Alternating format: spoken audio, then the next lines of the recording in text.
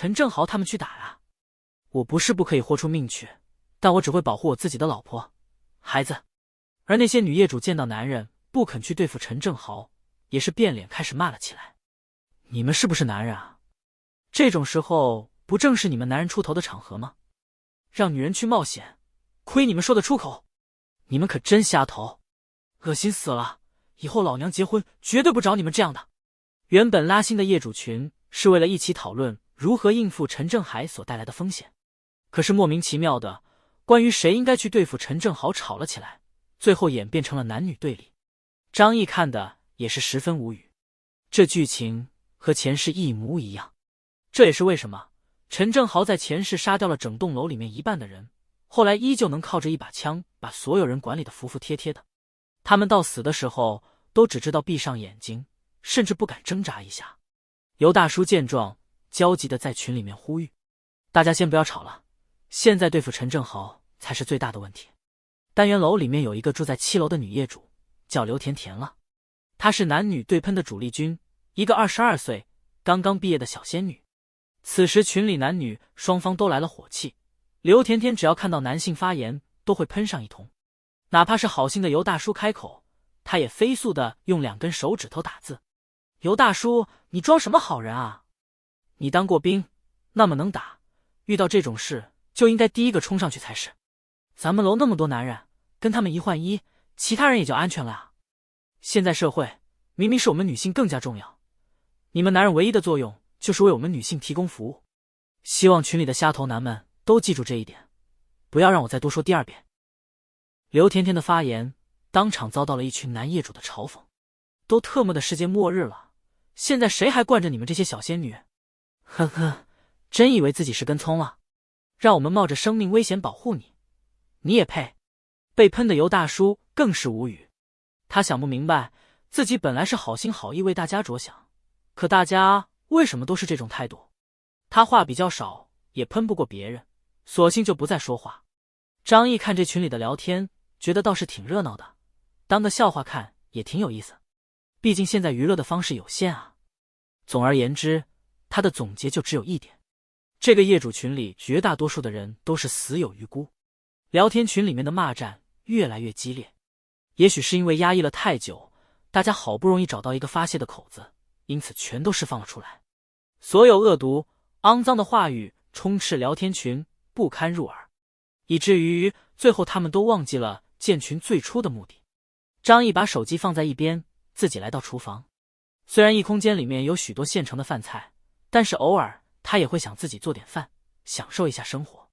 从异空间当中取出新鲜的食材，土豆、葱姜蒜都像是刚刚从泥土里挖出来的一样新鲜，牛腩也十分鲜嫩，鲜红的肉质一看就很有食欲。沃尔玛不愧是世界第一的超市品牌，所选用的商品质量没得说。张毅炖了一锅土豆炖牛腩，又按照地锅鸡的做法贴了一些饼子在锅边上。这样炖好之后，饼子吸满了汤汁，也变得特别可口。拿起手机，他发现方雨晴和林彩宁又给他发来了消息，这一次里面是苦苦哀求的声音。方雨晴和林彩宁哭得特别厉害，显然他们也被陈正豪杀人的事情给吓坏了。2个绿茶白莲花可没有抵抗坏人的本领，所以他们都很可能成为陈正豪下一波动手的对象。尤其是见识过张毅家坚固的防盗门之后，他们更加觉得张毅家就是一个安全的天堂，想要进来居住。张毅，不管过去我们有多大矛盾，最起码曾经你也爱过我，不是吗？你总不能眼睁睁地看着我死吧？我知道你表面看上去嘴硬，但是你的心是软的，求求你救救我！林彩宁比方雨晴更加没有下限。张毅，我不想死，只要你让我住进你家里，我给你当肉 BQ 都可以。你可以把我玩到死，但是千万别让我死在那些人手里。张毅可以感受到他们内心的恐惧。说句实话，如果此时张毅家的房子没有经过加固，生活在这样冰冷而缺少食物的家中，他的绝望并不会比这2人少。但是他会可怜这2个女人吗？哈哈，当然不会了。毕竟现在这场面可是他最渴望看到的。他们越是绝望，张毅就越兴奋。他没有说话，只是慢悠悠地拍了一段视频给他们看。视频里面，张毅面前是一大锅土豆炖牛腩，不远处的壁炉正燃烧着熊熊的火焰。屋子里一片温暖安宁的气氛，与屋外那纷飞的暴雪和呼啸的北风形成了极其鲜明的对比。这对于此时的两个女人来说，无疑是巨大的刺激。毕竟她们现在别说吃饱饭了，连能不能活下去都成了问题。二人后面又说了一大堆求饶的话，请张毅放他们进入房间一起生活。张毅选择无视掉，没有答应，也没有拒绝，他就是要留给他们一点点希望，让他们明知道希望渺茫，却还必须得过来跪舔张毅。白天就这么无聊的度过了。陈正豪等人抢夺到了一定的物资之后，暂时也不会着急继续动手。他们也明白，如果事情做得太过的话，就会让所有业主联合起来反抗他们。收拢一批，安抚一批，然后杀一批，这才是最合理的手段。不过这天晚上，张毅通过监控察觉到陈正豪他们有些异动。晚上整个天海市都不供电的，只有张毅一家亮着灯，但同单元楼的人没有发现罢了。张毅看到陈正豪的几个小弟抬着2具尸体走出了门。张毅仔细看了一下，觉得那2人有些眼熟。之所以记得很清楚，是因为整个单元楼的业主张毅差不多都认识。可这2个人的模样显然不是他们单元楼的，因此只能是刚下雪的时候被陈正豪喊过来的其他小弟。略微一琢磨，张毅就想明白过来怎么回事。那天陈正豪带着人进攻张毅家的时候，被张毅用大水管冲了个爽。而这种零下60、70度的极寒天气，这可是非常致命的。所以这2个人应该就是被冻死的。低温之下引起的感冒、发烧，如果没有舒适的环境以及布洛芬等药物的救治，死亡也不奇怪。要不然在古代为什么人均寿命那么短？那2具尸体都被扒光了所有衣物，然后扔到了楼梯口。张毅皱起眉头，一开始还想不通他们那么做的目的是什么。如果只是想要抛尸的话，直接从窗户扔出去就可以了，大雪可以掩埋一切，干嘛还得扔在门口？不过脑海当中思虑转换之间，张毅猛然想到一个非常可怕的念头，瞳孔都忍不住微微一缩。陈正豪留下他们的尸体，莫非是留下来当作备用口粮？这个念头让张毅浑身的汗毛都立了起来，不寒而栗。但是这种解释的确是最合理的。天寒地冻，天地就是一座巨大的冰箱，不需要担心食物的腐败。现代人对于末世的理解，许多都是来源于那些末世题材的电影，而吃人在那些题材当中并不是一个罕见的事情。在人类历史的记载当中，当逢大灾之年，便有易子而食、米肉等恐怖的记载。大概是和平年代这些年，让一些人忘记了那些白纸黑字记载的历史。直到末日的来临，张毅深吸了一口气，迅速跳动的心脏很快就平复了下来。比起一般人，他接受这个现实更快。毕竟他是经历过一次末世的人，也是被人当作食物给吃了下去。他知道，一旦到了山穷水尽的时候，由于饥饿，人类可以做出任何残酷的行为，吃掉所有能吃掉的东西。陈正豪可真是个狠人啊！张毅虽然不待见那个社会大哥，但还是不由得感慨。道理许多人都明白，但真的能在食物没有耗尽之前，就把自己兄弟的尸体当作储备粮的人，不说灭绝人性也差不多了。刘甜甜的发言当场遭到了一群男业主的嘲讽。都特么的世界末日了，现在谁还惯着你们这些小仙女？呵呵，真以为自己是根葱了？让我们冒着生命危险保护你，你也配？被喷的尤大叔更是无语。他想不明白，自己本来是好心好意为大家着想，可大家为什么都是这种态度？他话比较少，也喷不过别人，索性就不再说话。张毅看这群里的聊天，觉得倒是挺热闹的，当个笑话看也挺有意思。毕竟现在娱乐的方式有限啊。总而言之，他的总结就只有一点：这个业主群里绝大多数的人都是死有余辜。聊天群里面的骂战越来越激烈，也许是因为压抑了太久，大家好不容易找到一个发泄的口子，因此全都释放了出来。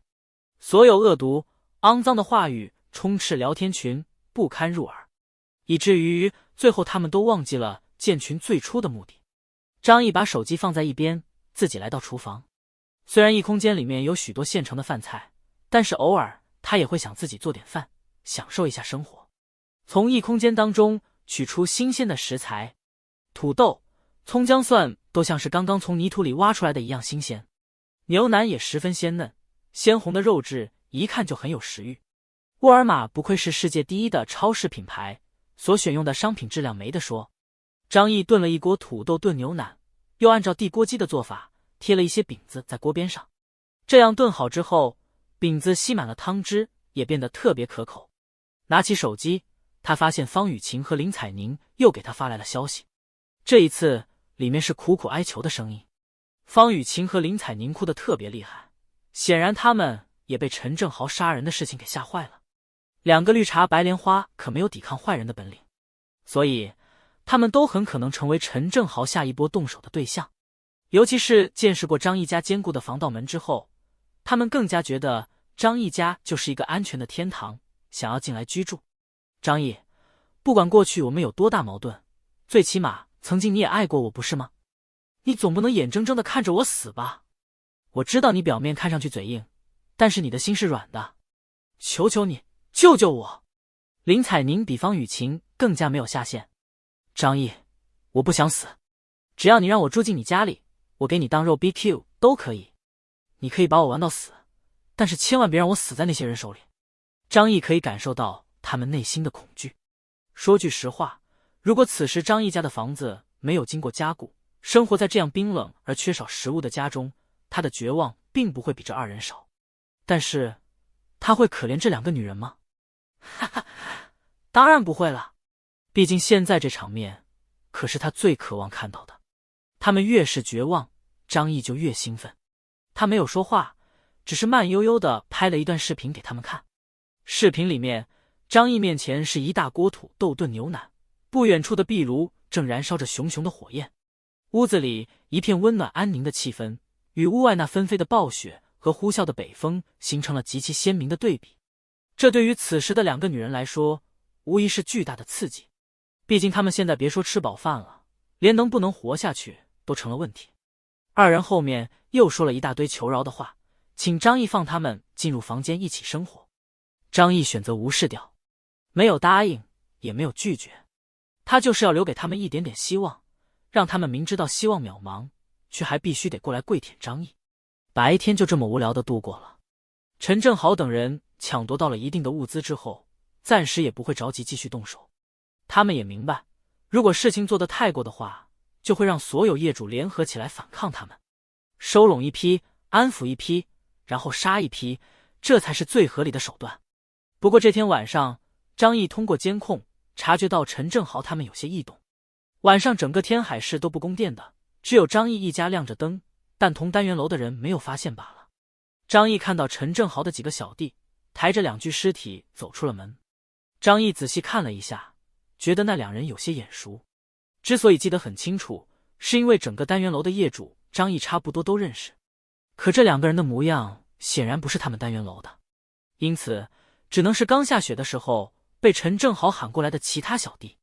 略微一琢磨，张毅就想明白过来怎么回事。那天陈正豪带着人进攻张毅家的时候，被张毅用大水管冲了个爽。而这种零下60、70度的极寒天气，这可是非常致命的。所以这两个人应该就是被冻死的。低温之下引起的感冒、发烧，如果没有舒适的环境以及布洛芬等药物的救治，死亡也不奇怪。要不然在古代为什么人均寿命那么短？那两具尸体都被扒光了所有衣物，然后扔到了楼梯口。张毅皱起眉头，一开始还想不通他们那么做的目的是什么。如果只是想要抛尸的话，直接从窗户扔出去就可以了，大雪可以掩埋一切，干嘛还得扔在门口？不过脑海当中思虑转换之间，张毅猛然想到一个非常可怕的念头，瞳孔都忍不住微微一缩。陈正豪留下他们的尸体，莫非是留下来当作备用口粮？这个念头让张毅浑身的汗毛都立了起来，不寒而栗。但是这种解释的确是最合理的。天寒地冻，天地就是一座巨大的冰箱，不需要担心食物的腐败。现代人对于末世的理解，许多都是来源于那些末世题材的电影，而吃人在那些题材当中并不是一个罕见的事情。在人类历史的记载当中，当逢大灾之年，便有易子而食、米肉等恐怖的记载。大概是和平年代这些年，让一些人忘记了那些白纸黑字记载的历史。直到末日的来临，张毅深吸了一口气，迅速跳动的心脏很快就平复了下来。比起一般人，他接受这个现实更快。毕竟他是经历过一次末世的人，也是被人当作食物给吃了下去。他知道，一旦到了山穷水尽的时候，由于饥饿，人类可以做出任何残酷的行为，吃掉所有能吃掉的东西。陈正豪可真是个狠人啊！张毅虽然不待见那个社会大哥，但还是不由得感慨。道理许多人都明白，但真的能在食物没有耗尽之前，就把自己兄弟的尸体当作储备粮的人，不说灭绝人性也差不多了。陈正豪杀死了301的住户之后，整个单元楼的气氛都变得非常紧张。之前的大群，如今已经没有人敢说话了。陈正豪似乎也意识到了，大家偷偷背着他组建了新的业主群。但是这种事情本来就没有办法禁止，他只能够在业主群里面各种威胁和拉拢。现在局势那么难，大家伙都是为了活命，谁也不想动手杀人。要不是301那小子先动手打了我的人，我也不会失手杀了他。毕竟我也不是什么恶魔嘛。希望以后大家能够和谐的相处，在我们需要的时候借我们一点粮食。只要你们乖乖配合，我保证大家可以相安无事。这番话一说出来，真有一些人放松了警惕，甚至还有人觉得，或许真的如陈正豪说的那样，301的业主死掉，是因为他自己先动的手。斯德哥尔摩症候群指的就是这一类人，在死亡的绝望当中，只要加害者给予他们一点点示好，他们就会感恩戴德。张毅依旧像是个旁观者那样，冷眼旁观，不评价也不参与，但是他的心里也对陈正豪多了几分警惕。虽然他家里的防备非常齐全，就凭陈正豪那几个人，那一把破枪根本没有机会闯入，但是末世之中多一分小心总是没有错的。真要是惹到了我，就找个机会把他给杀了吧。张毅淡淡的说道。这种短暂的宁静在第二天就被打破了。虽然家家户户都因为畏惧陈正豪不敢出门，但是如果不下楼凿冰取水，他们就活不下去。所以还是有人悄悄的开门，打算趁人不注意下去挖雪。结果就被陈正豪派去蹲点的人给抓了个正着。第一天抢来的物资被饥饿的混混们都吃光了，现在他们红着眼，已经将整栋楼的住户都当成了他们的猎物，只要抓到谁根本不会客气，必须抢夺一空。新的群里面就听到有人急促的呼救声。张毅打开群聊一看，顿时乐了。呼救的不是别人，正是住在7楼的刘甜甜。陈正豪住在6楼，就在他的楼下。结果这天早晨，他本想着趁着天黑偷偷下去挖雪取水，就被逮了个正着。他一个人住，收拾起来根本不需要多大功夫，本身就是陈正豪他们盯上的对象，再加上封闭快半个月了，陈正豪与这些小卡拉米也憋得难受，正打算找个女人来发泄一些。刘甜甜长得不算漂亮，可胜在年轻，身段还凑合，条件有限，大家也就不再挑剔。于是那群小卡拉米就拿着扳手、铁棍，笑嘻嘻地冲了上来。刘甜甜赶紧关上了房门，绝望之中才想到向邻居们求救。大家快来救救我啊！他们在砸我的门，求求你们了，我会被他们杀掉的。尤大叔，尤大叔，你救救我吧！你不是退伍兵吗？他们肯定打不过你，他们这群人根本不能信，太凶残了，大家要团结起来啊！万一我出了什么事，下一个就轮到你们了。刘甜甜在群里面带着哭腔，着急地发着一条又一条的语音。不过昨天她在群里面飞扬跋扈的发言，怒怼一群男业主的时候，可不是这个样子。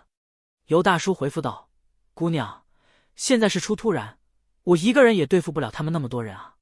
尤大叔虽然善良，可也不会白白过去送死。陈正豪手里有5、6个人，还有枪，哪怕他当过兵也无法对抗。如果昨天大家达成了共识，组建了护卫队，倒是有希望吓退他们。刘甜甜看到尤大叔的话，心里面一片冰凉，她哭着说道：你们不能这样啊，我一个弱女子，你们都保护不了吗？你们算什么男人啊？我要是死了，做鬼都不会放过你们的。原先大家对他还有些同情，不过发现他竟然无耻的道德绑架大家时，顿时有了火气。再加上昨天刘甜甜喷了整栋楼的男性，大家此时新仇旧恨一起算。啊，对，我们都是废物。小仙女你那么厉害，一定不需要我们帮忙了。哈哈，小仙女会打拳啊，打死那些人。昨天你不是叫得很大声吗？还以为你多厉害呢，结果不是还得求我们这些锅奶来救你。你还是死了算了，死了你一个，幸福千万家。群里面充满了欢快的笑声，大家对于刘甜甜遭遇的绝境没有丝毫同情，反而是有些幸灾乐祸。因为刘甜甜家里被抢了，那么最起码他们短时间内就是安全的。刘甜甜看到这些冰冷的嘲笑，内心彻底陷入了绝望。她又转而去求那些女业主救她，不过女业主们的回复也很统一，大家都是姐妹，面对这种情况我们也没什么办法。姐妹加油，撑住啊，我精神上支持你，你可一定要顶住啊，否则被破门的话，说不定他们会把你给那啥的。就是他们那么多人会把你给玩坏的。有些人在敷衍的安慰，而有些人则是恶趣味的吓唬起刘甜甜来。毕竟人类的悲欢并不相通，长时间的封闭和死亡的威胁已经让不少人的心灵开始扭曲。越来越多的人加入到了群聊当中，但是话题已经变了味。哈哈，建议姐妹你夹死一个也算是为民除害了。对，反正家里被抢了，估计你也活不下去了，倒不如临死拉一个垫背的。刘甜甜气得瑟瑟发抖，她还想再说些什么的时候，房门砰的一声被踹开了。张毅的家中，他看着监控里面刘甜甜发出了一声尖叫，然后就被几个小卡拉米扯住双腿拖了出去。外面这么冷的天，还是不忘记运动，你们的火力也太旺盛了吧。张毅发出了这样的感叹，不过倒也合理，眼下的局面谁都不知道自己什么时候会死，而生物在临死之前首先想到的就是把自己的生命因子给遗传下去。张毅吃了一口巧克力棒，对着监控画面说道，这个温度，任何一寸肌肤裸露在外都是有生命危险的哦。刘甜甜后面的结局是怎么样的，大家虽然没有亲眼所见，不过也能够猜测得到。一个女孩子落入一群狼的嘴里，还能有什么下场？就算陈正豪他们饶过她一命，但失去了赖以为生的所有资源，也只有等死的份。不过大家心里面并没有感受到过多的悲痛，反而是长长松了一口气。刘甜甜起码能够喂饱陈正豪他们一阵子，可即便如此，这也给其他业主敲响了警钟。如果再这么下去，他们怕是都活不了多久了。这天下午，张毅发现自己突然又被人拉到了一个聊天群里面，他哑然失笑。处于这种不安定的环境当中，人们的猜忌心理越来越重，小团体也是越来越多，仿佛抱起团来，他们就会变得强大起来似的。张毅看了一眼群里的成员，发现里面只有6、7个人，周鹏、方雨晴、林彩宁都在里面，还有其他几个邻居。张毅微微皱起眉头，不知道他们是想要干什么。不过很快就有人主动找到了他。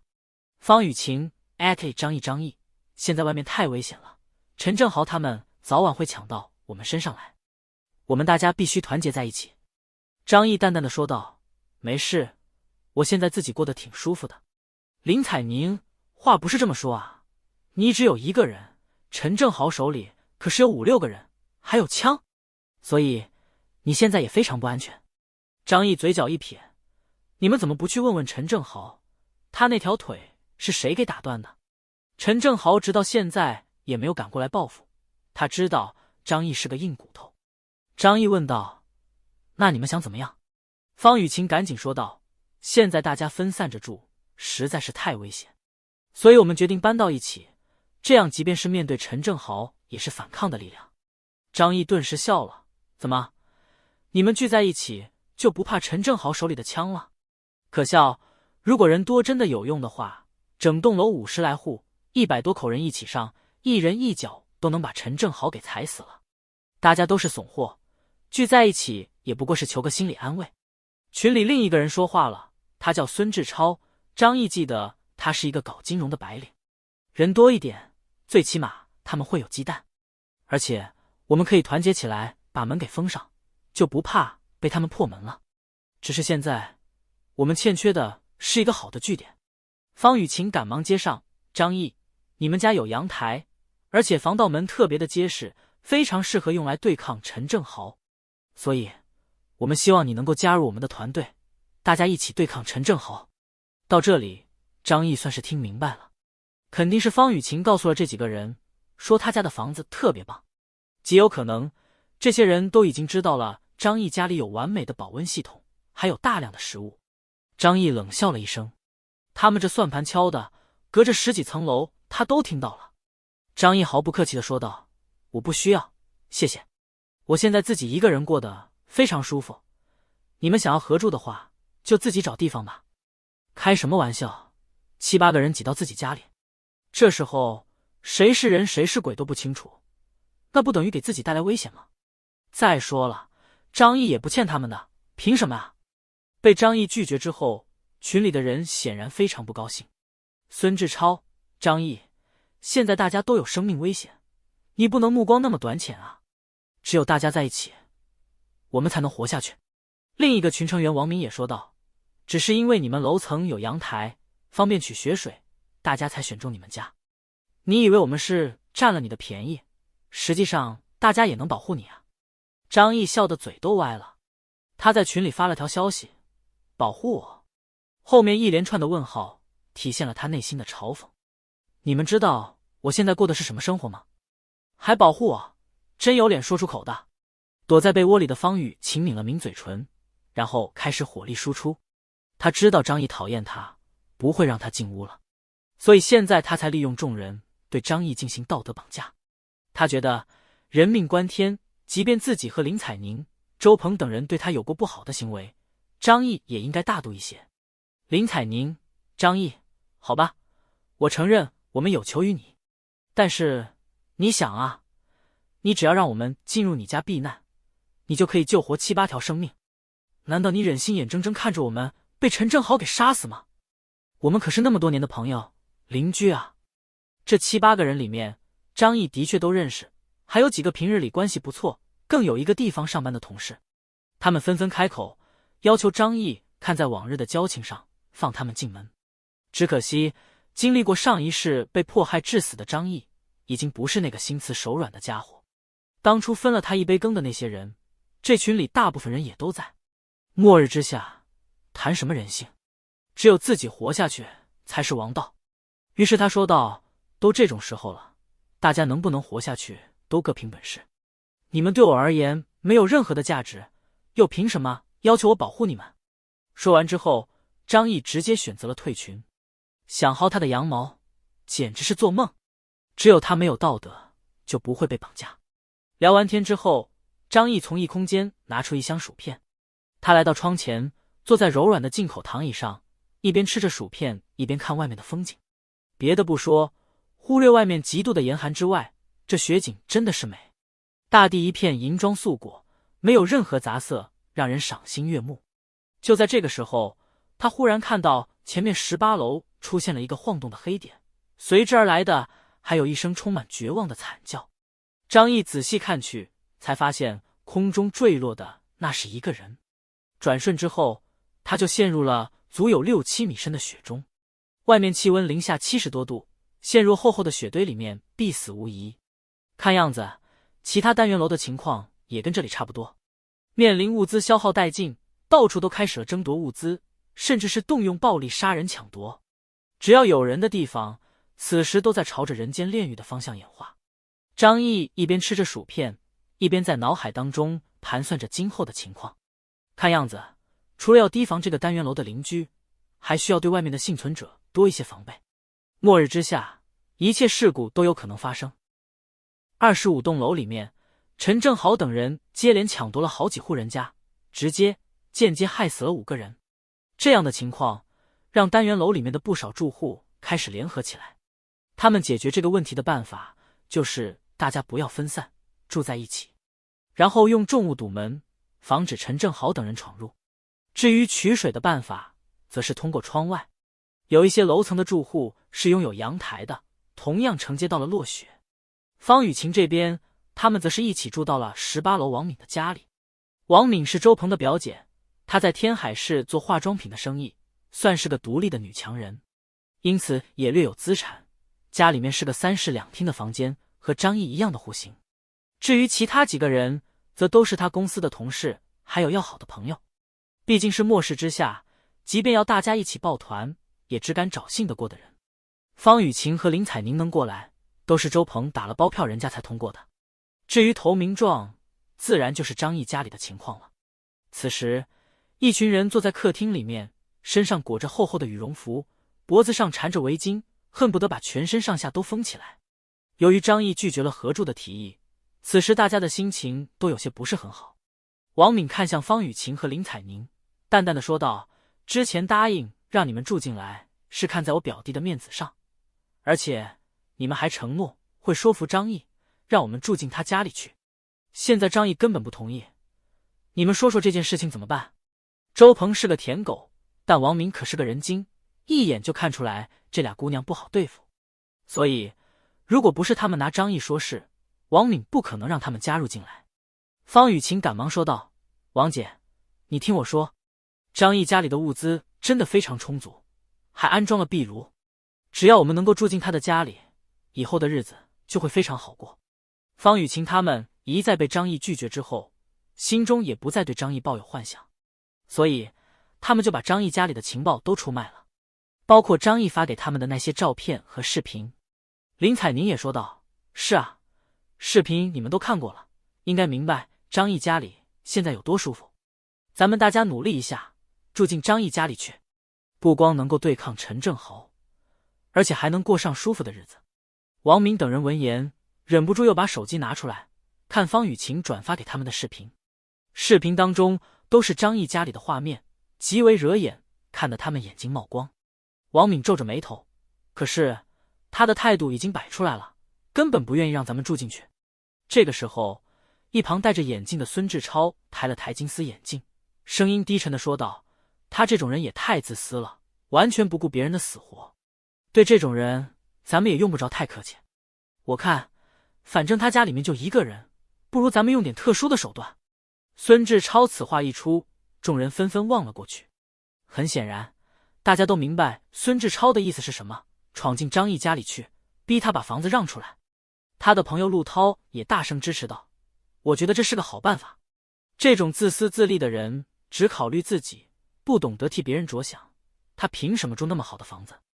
欧元豆看书，王敏微微皱眉，可是按照周鹏的说法，他们家的防盗门很结实，咱们又不是陈正豪他们那种人，不擅长这个啊。周鹏也说道：“是啊，而且张毅还特别卑鄙，上次我们去敲门找他，他竟然从上面用尿泼我们。”提起那次的事情，方雨晴和林采宁顿时一阵反胃，差点吐了出来。直到现在，他们的头发上和皮肤上都有张毅留下的味道，要不是天冷他们鼻塞，这味道都能把他们带走了。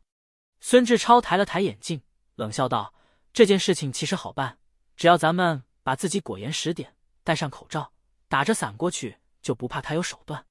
至于破门吗？嘿嘿。”他看向了一旁的陆涛。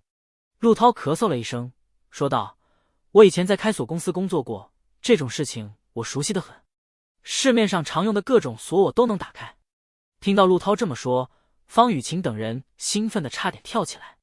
太好了，只要能够打开他们家的防盗门，咱们那么多人一拥而入，我看张毅这个王八蛋还怎么反抗。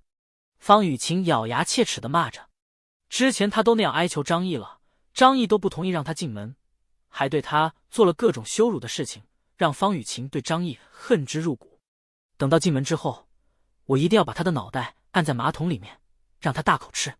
一旁的舔狗周鹏闻言，还殷勤的过来说道：“到时候我负责去拉。”周鹏的粗鲁让方雨晴心里面很反感，可是现在他还用得着周鹏，便笑道：“好呀好呀，那你多吃点豆制品和洋葱。”一群人其乐融融的模样，他们显然觉得他们那么多人一起动手，张毅无论如何都抵挡不住。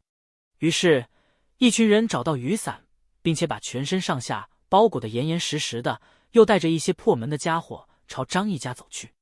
张毅家里安装了报警设备，只要他的楼层出现动静的时候，就会自动报警。所以这群人从楼梯爬上来，张毅第一时间就知道了。通过监控，他看到这群人，不过由于他们把全身都包裹起来了，张毅还以为是陈正豪带人过来了。来得正好，上一回没有弄死你，这次再给一些教训也不错。张毅冷笑着说道。不过他依旧没打算现在就让陈正豪死。陈正豪要是死了，谁来清理单元楼的这些王八蛋邻居啊？那样可就没有好戏看了。这群人包裹得特别严实，来到张毅家不远处之后，就立刻撑开了几把雨伞。这下子，张毅无论是用水喷还是用臭气弹熏他们，短时间内都无法把他们赶走。这一切都是方雨晴提供的情报。他天真的以为张毅家里就算准备了再多防御的手段，可是一间房子里面物资终究是有限的，喷水还有放臭气弹就是张毅最后的手段了。人已经来到了张毅家门口，他们撑着雨伞。不过战龙安保公司当初在这一楼层安装的针孔探头格外的多，可以从各种角度拍摄到来人的举动。一群人来到门口之后，张毅就看到一个人从口袋里掏出了几件亮晶晶的金属工具，然后对着他防盗门的钥匙孔就捅了进去。溜门撬锁，张毅微微挑了挑眉，不过却并不在意。他们家的防盗门要是那么容易撬开的话，战龙安保公司的专业人员就可以去吃屎了。这扇门除了安全等级是世界一流，堪比银行金库的防盗门之外，更是加装了5层防御。想要打开最外面的锁，就必须得是世界一流的开锁大师才有机会，更别说里面还加装了物理杠杆。越是复杂的东西，解开的方式越是简单，反而简单的东西才没办法应对。比如说张毅家的门，由于他一开始就没打算出门，所以里面直接用一根直径10厘米的钢棍给插了起来。除非用汽车不停的撞击，否则靠人力根本撞不断。而且张毅考虑过别人撬门的这个行为，所以他特地加装了一种特殊的防御。张毅看着电视里的监控，然后拿出了手机，点开了安全屋的控制软件，轻轻点下了一个按钮。瞬间，巨大的电流就从防盗门流过。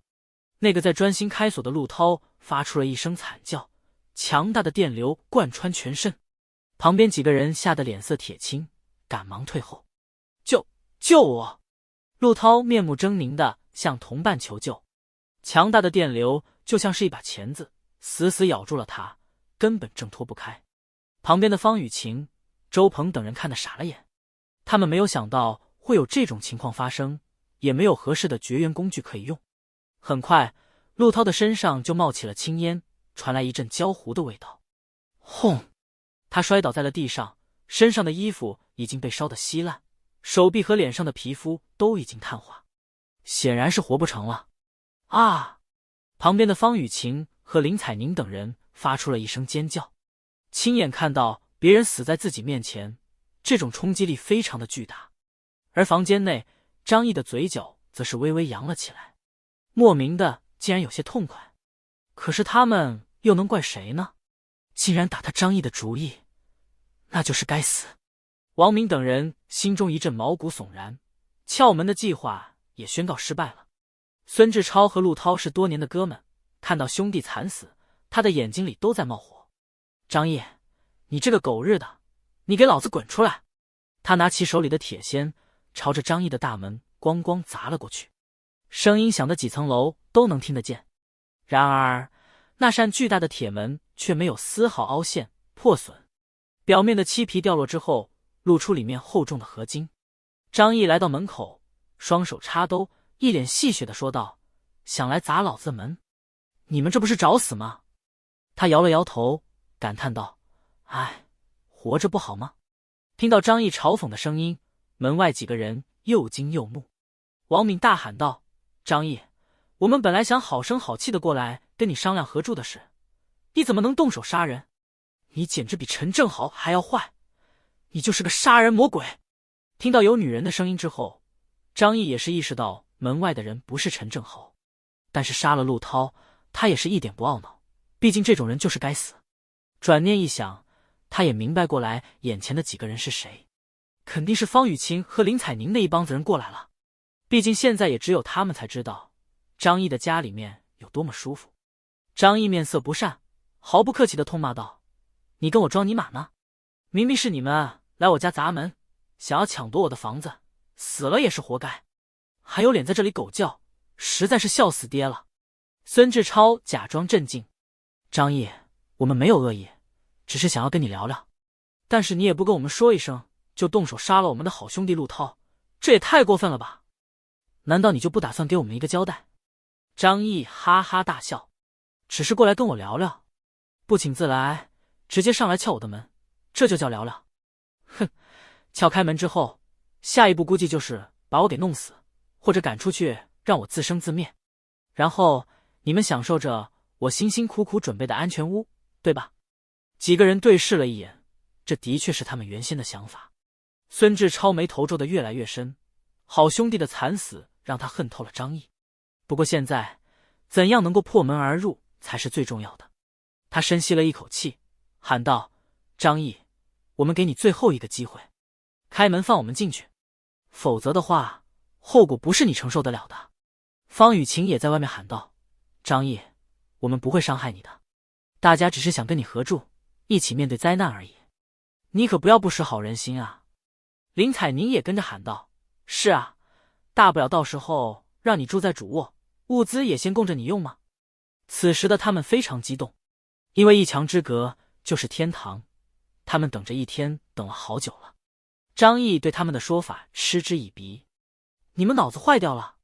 这个家本来就是我的，你们反倒是一副主人的样子进行分配，有本事的话尽管用出来，我看看你们能不能闯进来。”说话的时候，张毅的手上也没有闲着，他已经把手枪的子弹上了膛，然后手弩也拿在手上。猎杀时刻即将开始。通过监控，他可以清楚地看到外面的一切，甚至能够听到他们小声的对话。孙志超几个人聚在一起，商量着下一步的动作。几人当中，胆子最小的葛家良紧张地问道：“怎么办？现在陆涛死了，没有人能够开锁，要不咱们撤吧？万一引来陈正豪他们的注意，就不好了。”孙志超却骂道：“怕什么？这里是24层，陈正豪他们爬上来都能累个半死，他们就算是想杀人越货，也会先挑底层的人动手。”王明表情严肃地说道：“这个张毅果然不好对付，他这个样子就好像是早就知道末世会来似的，装备得非常充分。”没错，一些人逐渐开始意识到张毅的异常。在这种寒冰末世之下，大家都挨饿受冻，即便是家里面平时有存货的，也过得非常艰难。可只有他吃饱穿暖，甚至在天海市这个南方城市选择安装壁炉，再加上坚固的防盗门，一看就是为了这种情况做的准备。周鹏撇了撇嘴，愤恨地说道：“要是那样的话，这个张毅就更加可恶了。明明知道雪灾要来，结果只顾着自己，都不提前通知邻居们。呸！”他狠狠地吐了一口唾沫。因为和张毅有私仇，所以周鹏总是不会放过任何一个诋毁张毅的机会。王明等人依旧皱着眉头，没有理睬周鹏。毕竟换做他们，优先考虑的肯定也是自己和家人，才不管其他人的死活。问题是，接下来我们应该怎么办？撬门不行了，直接破门可不可行呢？王敏说着，目光望向了周鹏、孙志超与葛家良三个人。这三人是他们队伍中不多的男人，如果要强行破门的话，他们是主力。几个人嘀嘀咕咕，又是商量了一阵子。张毅通过监控看到他们又从楼梯离开了，他左手持枪，右手持手弩，悠悠地看着他们离开。张毅本可以出手射杀两个人，不过他一点不着急，现在生活过得太平淡了，需要找点刺激，所以他要看看这些人打算怎么破门，这也是为了以后应对更难缠的人而做准备。过了好一阵子之后，他们几个人又回来了。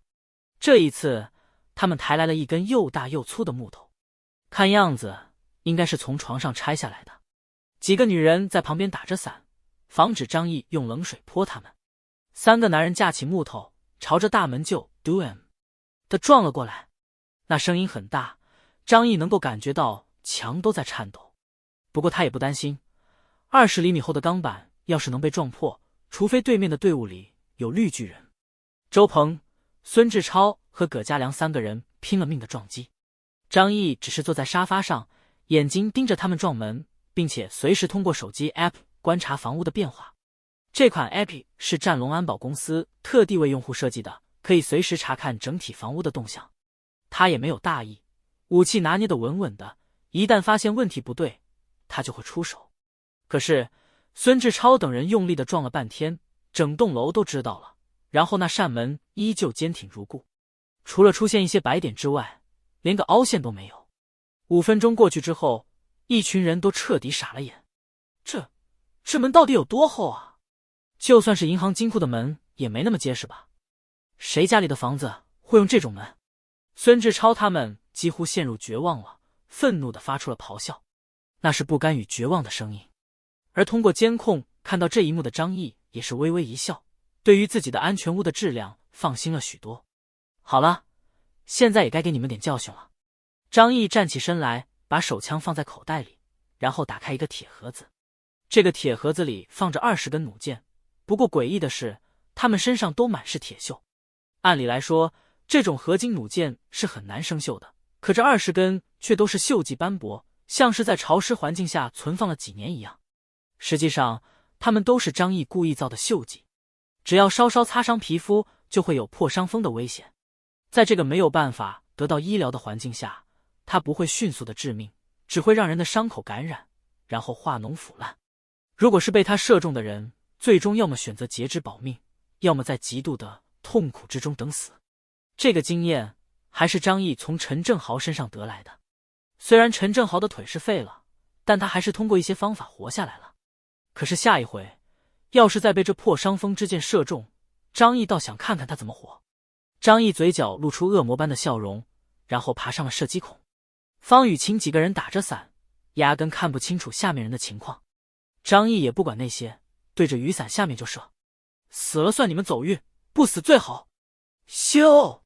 破伤风之箭直接射穿了雨伞，紧接着就是一声凄厉的惨叫传来。张毅不等他们反应过来，迅速的装上了第2支箭，都用不着瞄准，反正他们都站在一起。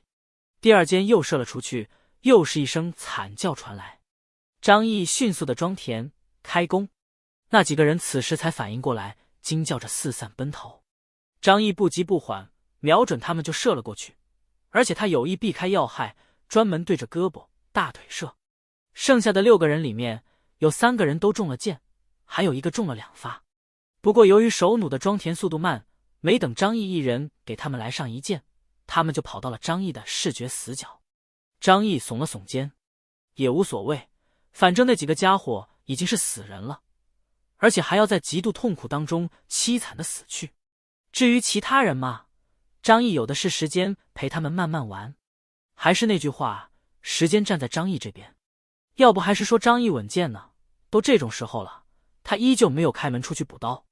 咱就说稳不稳吧，哪怕只有1/1000受伤的机会，张毅都不可能去冒这个险。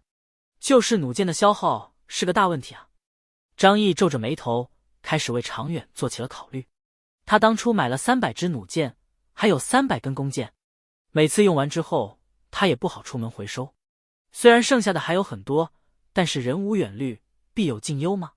张毅思索了一番之后，忽然灵机一动，他打开异空间，在里面随意翻找，立刻就找到了自己想要的玩意。仓库里面有许多轴承用的弹珠，这个用手弩也可以发射。还有那种玩具琉璃弹珠，虽然杀伤力没有钢珠那么强，但是被专业级的手弩射出去之后，威力也很可观。就算是弩箭不够用了，里面也有不少金属制品，可以拆掉之后改造。张毅顿时舒服了，靠着这些东西，我能吃一辈子。他是舒服了，不过有些人此时可就惨透了。方雨晴等7个人原本想仗着人多抢了张毅家的房子，可结果偷鸡不成蚀把米，死了1个人不说，还有3个人都被弩箭射到，不得不狼狈地跑了回去，连陆涛的尸体都没敢去捡。方雨晴、王敏、孙志超等人如丧家之犬一般逃了回去。回到房子里，关上房门之后，一群人浑身都是冷汗，大口地喘着粗气。尤其是几个伤员，痛苦地咬着牙倒在沙发上。张毅的箭射中了孙志超、周鹏和葛家良3个人，毕竟他们当时是主攻手，靠近张毅家房门最近。而方雨晴和林采宁之前见识过张毅的手段，故意站得靠后，都没有中箭。于是就导致了这次过去的7个人，4个男的要么死了，要么中了破伤风之箭。由于天气太冷，一开始他们还没有感觉到特别的疼，可是回到家之后，几个人忍受着极度低温，不得不咬着牙解开衣服。看到伤口的时候，他们全都变了脸色。如果是一般的箭矢，倒还说拔出来用酒精消消毒，再吃点消炎药就好了。可是这箭矢上面都是铁锈啊，没有抗生素类的药物，一旦感染，在现在的环境下只能等死，还是死得万分凄惨的那种。不要啊！怎么会这样？孙志超瞳孔缩紧，他明白这意味着什么，死亡的恐惧瞬间将他笼罩。啪！一声脆响传来，王敏愤恨地给了方雨晴一巴掌。受伤的可都是他的亲朋好友，而这一切都是因为方雨晴撺掇他们去抢张毅的房子而导致的。他能不愤怒吗？贱货，都是你们害的！你们不是说他家只有门结实吗？为什么会有箭？你们是不是早就知道了，所以才跑得那么远？为什么你们就好好的？王敏的身材并不娇小，比方雨晴跟林采宁高大许多。这一巴掌顿时把方雨晴吓得瑟瑟发抖。方雨晴捂着脸，委屈地流下了眼泪。我也不知道啊，上2回我们过去的时候，他也没有用弩箭攻击我们。周鹏的胳膊中了一箭，看到自己心爱的女人被自己表姐打了，他急忙挣扎着走过来，挡在方雨晴的身前。表姐，别这样，我可以作证，雨晴她真的不知道啊。王敏看到自己的表弟这么蠢，心里面也是恨气不争。他指着方雨晴和林采宁，那为什么他们俩一点事都没有？哼，刚刚我可是看到了，他们躲得远远的。林采宁不乐意了，小声嘀咕道：你不是也没受伤吗？还好意思说我们？王敏气得破口大骂：我那是运气好，没被射到而已。现在我们这些人都是被你们害的，你们给我滚出去！孙志超却伸手拦住了王敏，然后给他使了一个眼色。我们现在都受伤了，总得有人来照顾。他低声地说道。他还不想死，现在必须把剑给拔出去，然后祈祷不要感染，才能活下去。王敏胸口剧烈起伏，恨恨地看了一眼方雨晴和林采宁。阿路 KSW.com 还不过来帮忙？方雨晴和林采宁低着头，眼睛里闪过一抹怨毒之色，可还是去帮那几个伤员处理了伤口。解开衣服之后，看到箭矢的威力，他们的脸色立刻变得苍白。张毅的弩箭可都是专业级的，能用来捕猎野猪和郊狼，射到人的身上立刻深深地没入了进去。他们这里没有专业的医务人员，更没有专业的设备，压根就没有办法处理。一个弄不好，直接就让他们大出血死了。王敏思索了片刻，说道：只能找周医生过来帮忙了。他说的周医生就是周可儿，之前林小虎被踢得肝脏破裂，就是他帮忙吊住了一条命。王敏走到一边去，打电话给周可儿。不一会儿，周可儿就过来了。王敏走过去，激动地拉着周可儿的手：周大夫，我们大家的命就全靠你了。周可儿穿着一件黑色的过膝羽绒服，把自己包裹得严严实实的，但是依旧难掩高挑修长的身材。他肩膀上背着一个铁质的医药箱。来到屋子里之后，看了一眼几个人的伤势，顿时皱起了眉头。又是箭伤？王敏好奇地眨了眨眼睛。哟，还有谁也被箭射到过？周可儿的脸上掠过一抹不自然的神色。没有，是之前医院的病人。王敏感觉有些奇怪，但是现在也没空去想。周医生，请你赶快给他们看看吧。周可儿也不多说废话，走过去查看了一下几个人的伤势。到了现在，他们的脸色已经惨白的吓人。由于箭矢拔不出来，就没办法止血，在零下60-70度的温度下，这本身就是极其致命的。周可儿看了一眼，便皱眉道：他们的伤势太深了，除非有专业的设备，否则我没有完全的把握动手术。王敏赶紧说道：周医生，都已经这个时候了，你就动手去做吧，我们相信你。周可儿摇了摇头：箭矢上面都是锈迹，这样是会造成感染的。我最多把箭矢给拔出来，但是没有抗生素治疗也会感染，到时候恐怕……他没有说出后面的话，可是现场的人都明白这是什么意思。这种条件下，一旦感染，那就必死无疑。王敏的眼泪顿时流了下来。孙志超几个人都是他的至交好友，周鹏是他的表弟，在末世之中，本来人就特别没有安全感。如果在一天之内要同时失去那么多亲人和朋友，那绝对会让人崩溃。那个张毅好狠的心啊，他一定是故意的，他怎么能这么狠毒？即便我们占了他的房子，也不会要他的命啊！王敏悲痛地骂道。张毅，周可儿听到这个名字也想了起来。他和张毅有过几面之缘，依稀记得那是一个阳光帅气的男人。不过由于周可儿性格冷清，所以和他交流的次数不多。总之，如果没有药物的话，只是拔出剑矢，还是会有很大的生命危险。希望你们能够明白。周可儿淡淡的说道。时至今日，他也不再避讳什么了。末世之中，每个人都应该有随时死掉的觉悟。突然，方雨晴似乎想到了什么，他激动的说道：药，我记得张毅家里面有。王敏和孙志超他们听到张毅有药，顿时激动了起来。人在死亡的时候，就会抓住任何一根救命稻草。孙志超挣扎着说道：这是真的吗？他真的有药？王敏也死死盯着他。方雨晴，你也不要撒谎啊！因为你的缘故，我们好几个人都受了重伤。现在听到张毅这个名字，他也是心有余悸。方雨晴说道：就在1个月前吧，从那个时候起，张毅整个人好像都变了。他开始往家里疯狂的囤东西，我几乎每天都可以看到货车给他送东西。有一回，我就见到医药公司的车开到小区来，张毅去接的，然后人家抬了2个大箱子去他家，里面肯定是药物。周可儿闻言也说道：抗生素并不是什么稀有的药物，如果他真的是提前知道灾难降临而囤货的话，一定有大量的抗生素和消炎药在手里。作为医生，周可儿非常确信这一点。孙志超像是看到了活命的希望，眼睛里的光芒都有些疯狂了。那快去找张毅啊，让他把药拿来救我的命。我的伤就是他导致的，所以他必须得救我。王敏咬着牙，一脸的纠结。可是刚刚发生了这种事情，他对我们也很厌恶吧？怎么会拿药来给我们呢？葛家良已经疼得忍不了了，他躺在沙发上，嘴里不停发出痛苦的呻吟。哎呦，我感觉自己快死了，你们想想办法呀，去求张毅，一定要救救我们啊！方雨晴也说道：我们又没有伤害他，而且还打算破门之后留一些物资给他，反而是他不识好人心，对我们下死手。我们才是正义的那一方，怕什么？周可儿听到这几人的言论，基本上也明白发生了什么，眼睛里顿时闪过一抹无语的神情。但是这件事情跟他无关，他也没有多做评价，而是打开医药箱，从里面取出纱布，先给几个人止血。药箱里面已经没有什么东西了，本身他在家里放的药物是应急用的，不会有太多，而且这几天又帮着好几个邻居救治，自然库存见底。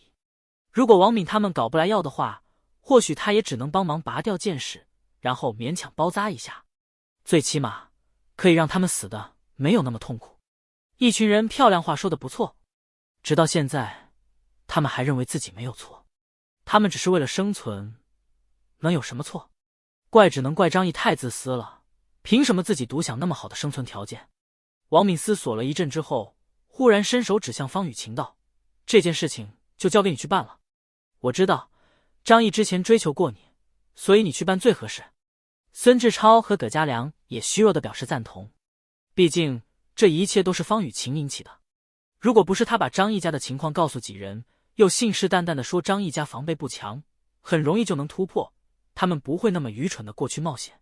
周鹏虽然有些不愿意让方雨晴去求张毅，可是手臂上剧烈的疼痛和死亡的危险让他选择站在王敏这一边。他对方雨晴说道：雨晴，我们是一个集体对吧？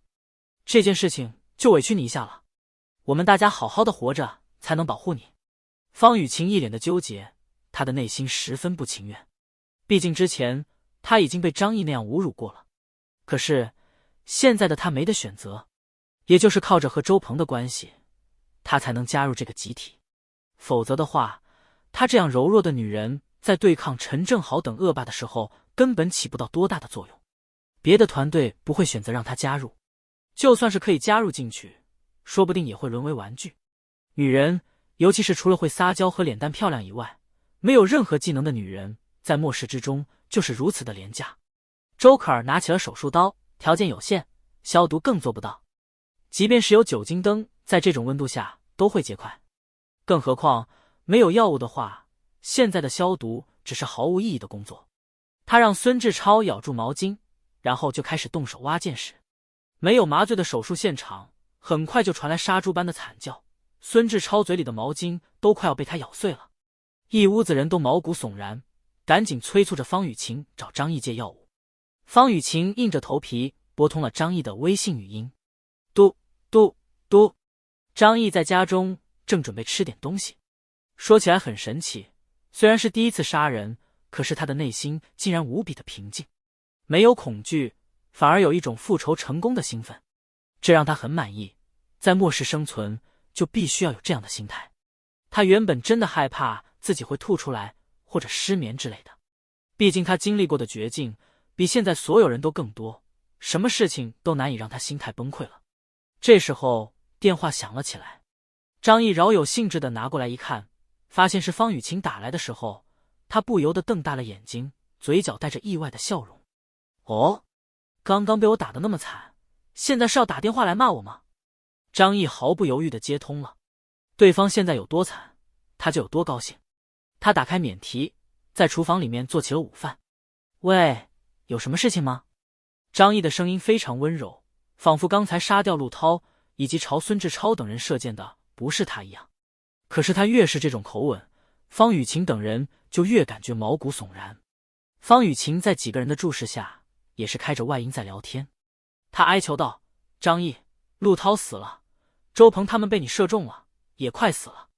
呜呜，他哭得很惨，似乎想要博得张毅的同情心。不过张毅只是淡淡的说道：哦，死了就死了呗，早死晚死都得死嘛。他手里拿着刀，靠近麦克风悠悠的说道：你们该不会觉得自己能在这场雪灾中幸存下来吧？这声音如同来自地狱。王明等人后背一阵发凉。张毅说出了他们内心深处最大的恐惧。大雪封城，他们这座楼已经成为了一座孤岛。即便现在苟活着，可物资很快就会耗尽，即便不被陈正豪杀死，也会被冻死、饿死。方雨晴颤颤巍巍地哭泣道：张毅，我知道是我错了，都怪我不好，没有答应你的追求。但是现在我想改了，你可以原谅我吗？张毅淡淡的反问道：你觉得呢？方雨晴旁边，王明等人推了推他，让他赶紧提正事。方雨晴吸了吸鼻子，哭唧唧的说道：张毅，周鹏他们被你射伤了，现在伤得很重，家里面没有药，他们会感染死的。你之前不是买了很多药吗？求求你借我们一些药物，我保证以后绝对不去打扰你了。张毅做饭的手都顿了一下，他被方雨晴的神逻辑给搞得不会了。方雨晴，你猜我为什么要用生锈的箭射他们？要他们感染之后痛苦的死去，这正是我的目的啊！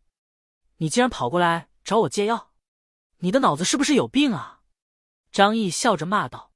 方雨晴他们何尝不明白这一点，但是现在如果他们不厚着脸皮来找张毅，就只能眼睁睁看着几个同伴死掉，而周鹏他们三个男的是他们将来存活的希望。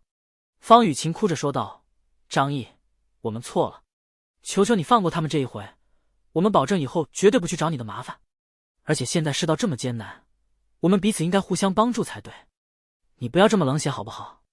难道他们死了，你的心里面就会愉快吗？没等方雨晴说完，张毅就斩钉截铁地说道：对，我现在很愉悦。方雨晴的话一下子被噎住了，不知道怎么说是好。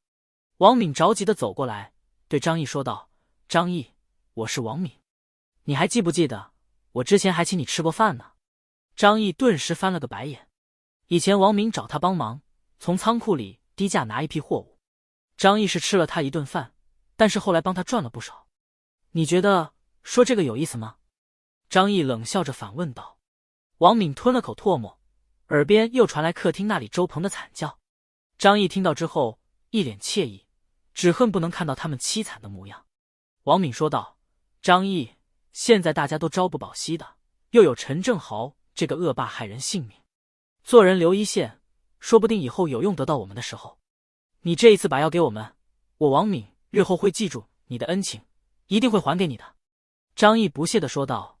恩情？你当我是傻叉吗？那几个吊人都是被我弄伤的，你们这里还死了个家伙，尸体就在我门口，不管我怎么做，这个仇都是不死不休了。帮你们，等着以后你们报复我。笑死我了。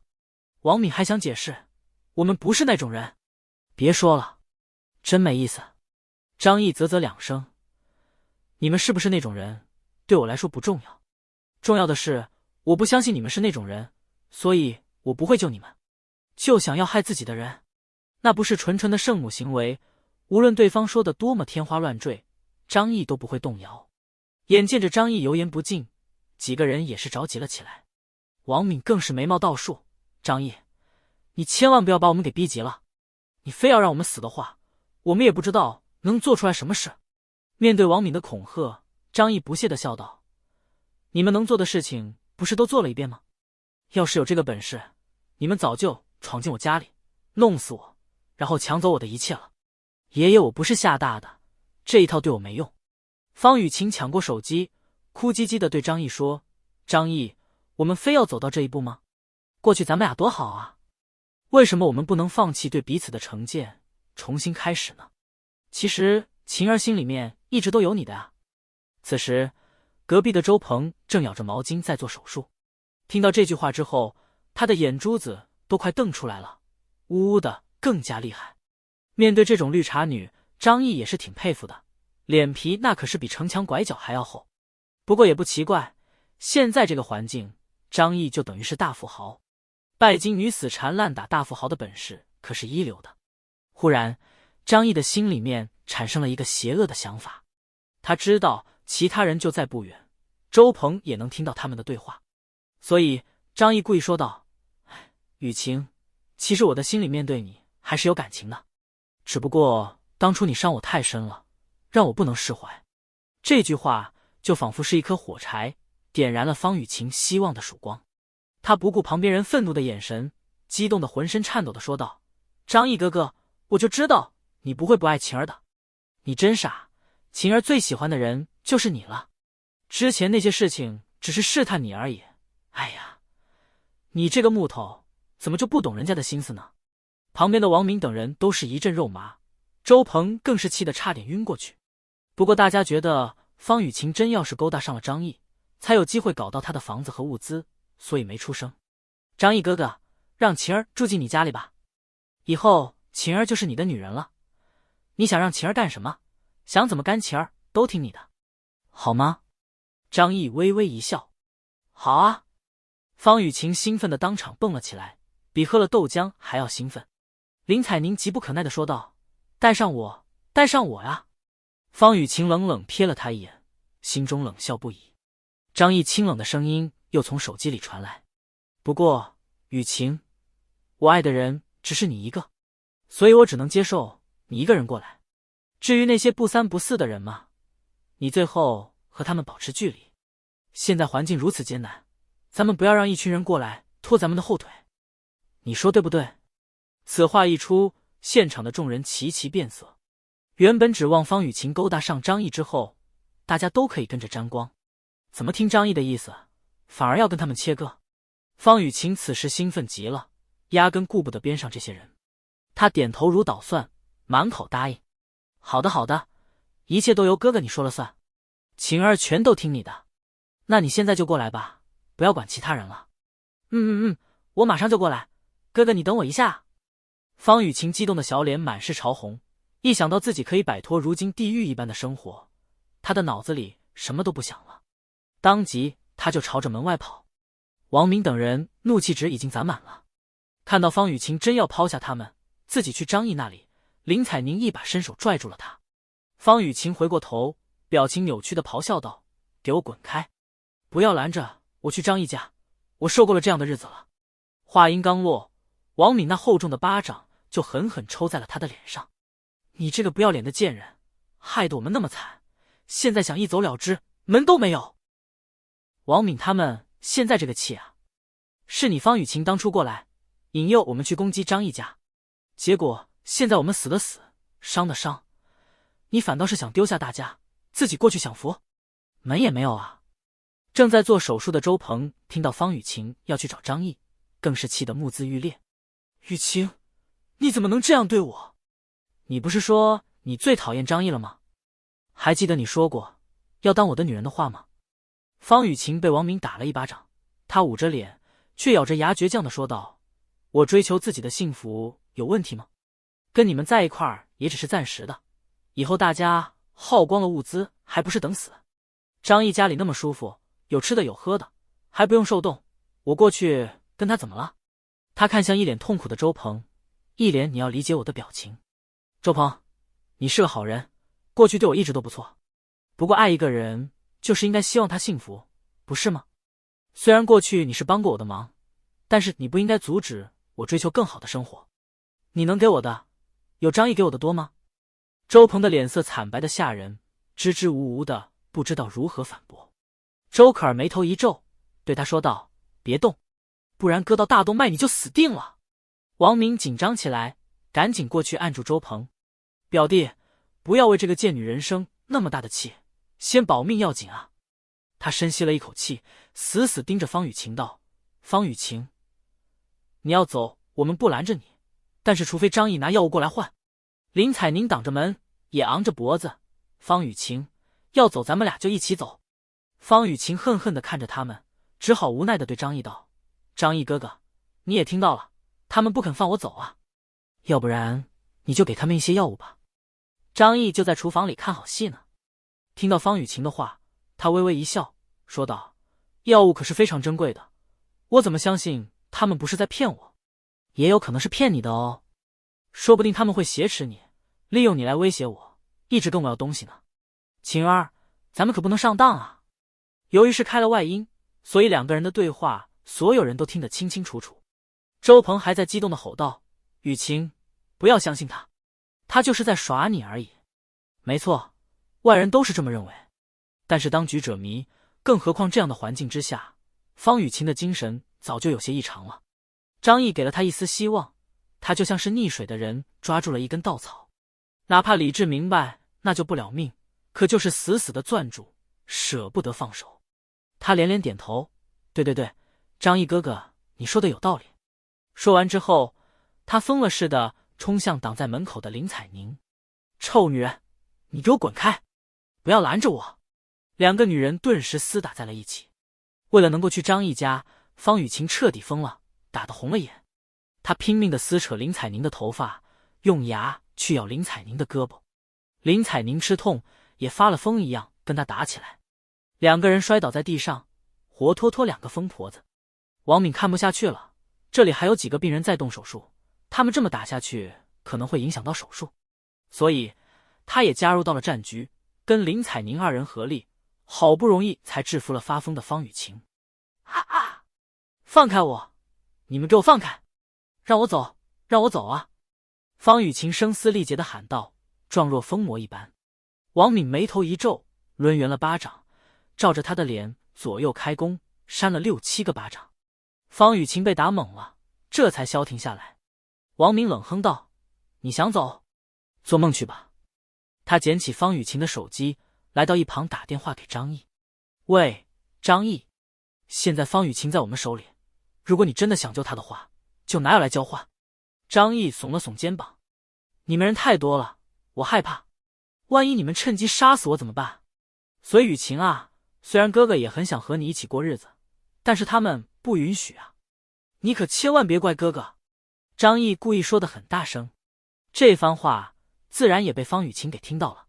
他痛苦地嘶吼了起来，看着王敏等人的眼神充满了恶毒。而张毅适时地挂断了电话，嘴角露出一抹邪恶的笑容。这个世界上最残忍的事情，就是给绝望的人一丝希望，然后却让他们永远无法触及这一丝希望。他当然不可能让那个绿茶白莲花进门，只是想要恶心一下那些人罢了。大不了他们把方雨晴给杀了。方雨晴他们几人这边，方雨晴哀嚎了半天，最后转变为委屈的大哭。可是他并不恨张毅，而是恨周鹏和王敏等人。他觉得不是周鹏和王敏等人阻止他，现在他已经在张毅的房子里吃着精美的食物，享受着温暖的壁炉了。王敏对方雨晴嗤之以鼻，他看了一眼林采宁，刚刚林采宁的表现让他很满意，起码不是和方雨晴一伙的。不愧是好闺蜜，大难临头互相出卖。你也看到了，这个女人只想着自己，根本没有考虑过其他人。如果你想继续留在我们团队里的话，就好好看着她，别把她放跑了。王敏冷冷地对林采宁说道。林采宁点头如捣蒜，王姐，我一定听你的话。她看了一眼地上哭泣的方雨晴，眼睛里满是恨意，一字一句地说道，我绝对不会让她一个人跑的。要吃苦大家一起吃，凭什么你一个人去享福？客厅里面，周可儿给3个人简单做了手术。由于没有消毒和麻醉手段，因此只能迅速地拔出生锈的破伤风之剑，再用纱布止血。悲催的是，连消毒的棉球都没有，因为天气太冷了，医用酒精都上冻了。唯一的好消息就是温度过低，让他们没有痛苦地昏死过去。可坏处也是非常明显的，这种极端低温下，机体很容易坏死。周可儿做完了手术，擦了擦手上的血迹，他合上工具箱，对王敏等人说道，现在只是暂时处理一下，没有药物的话，之后很有可能会感染，所以你们要有心理准备。王敏他们的眼睛里满是无奈，张毅不肯鸟他们，他们哪里还有办法搞到药物？周可儿朝王敏伸出手，他自然不可能白白帮忙。王敏也懂规矩，拿出了一包饼干递给他，虽然不多，但省着点吃，够他吃2天了。周可儿还算满意，然后就离开了。周可儿离开之后，房间里的气氛压抑到了极点，伤口处此时还在传来不断的剧痛，让3个男人躺在沙发上，裹紧身上的被子，不愿意动弹。周鹏望着地上的方雨晴，眼睛里满是悲痛。至于其他人，看向他的目光都充满了不善。孙志超深吸了一口气，我们不能就这么等死，必须从张毅那里搞到药物，否则伤口一感染，我们都会死得非常惨的。他看向王敏和林采宁，沉声说道，你们应该明白，如果身边没有男人保护你们的话，很难在这种末世之中生存。王敏和林采宁的脸色并不好看，他们明白孙志超说的是真的，否则的话，一开始王敏也不会选择他们一起组队。可是我们拿张毅根本没有任何办法。王敏深吸了一口气，满脸都是无奈，连强攻他们都失败了，还损兵折将，又能有什么好办法？孙志超咬着牙，身体上的痛苦让他不顾一切了。我倒是有一个办法，可以试一试。众人都是眼睛一亮，望向了孙志超。有什么办法？只要有希望，我们都得试一试。对，就这么拖下去也是等死，不如拼一把。孙志超说道。张毅家里有壁炉，就说明他囤积了大量的燃料，而且看他的视频，食物也非常的充沛。目前这个消息只有咱们几个人知道，可是眼下靠我们显然是攻不破张毅家了，倒不如把这个消息泄露出去，让整个单元楼的人都知道。孙志超的眼神如眼镜蛇一般恶毒，我们几个人搞不定他，难道几百个人还搞不定他吗？更别说还有一个疯狗陈正豪，他手里可是有枪，那群人无恶不作，杀人他们都敢干，肯定会去对付张毅的。到时候我们只要一些药物和食物，应该不是难题。他的话刚说完，葛家良就兴奋地说道，这个主意好，我赞同。其他人没有犹豫多久，就纷纷点头表示同意了。毕竟眼下他们也没有更好的选择。方雨晴却突然对众人破口大骂，你们这样太无耻了，怎么可以这样做？我以后可是要跟张毅一起生活的，你们毁了他，我以后可怎么办？王明冷着脸过去就对他狠狠抽了一巴掌。此时的方雨晴脸肿得像个猪头，王敏扯着他的头发，在方雨晴的尖叫声中把他拖到卧室。然后王敏对周鹏喊道，周鹏，过来，把他给我办了。周鹏伤的是胳膊，其实伤势不算太过严重，毕竟张毅一开始就没对准要害，他是想让这些人被感染流脓而死。所以取出箭矢的周鹏还是可以做运动的。周鹏听到王敏的话愣了一下，他犹豫地说道：“表姐，这不好吧？我是真心喜欢他的，怎么能伤害他？”方雨晴也在床上瑟瑟发抖的求饶：“不可以，你们不可以这样对我。周鹏，你不是说最爱我的吗？”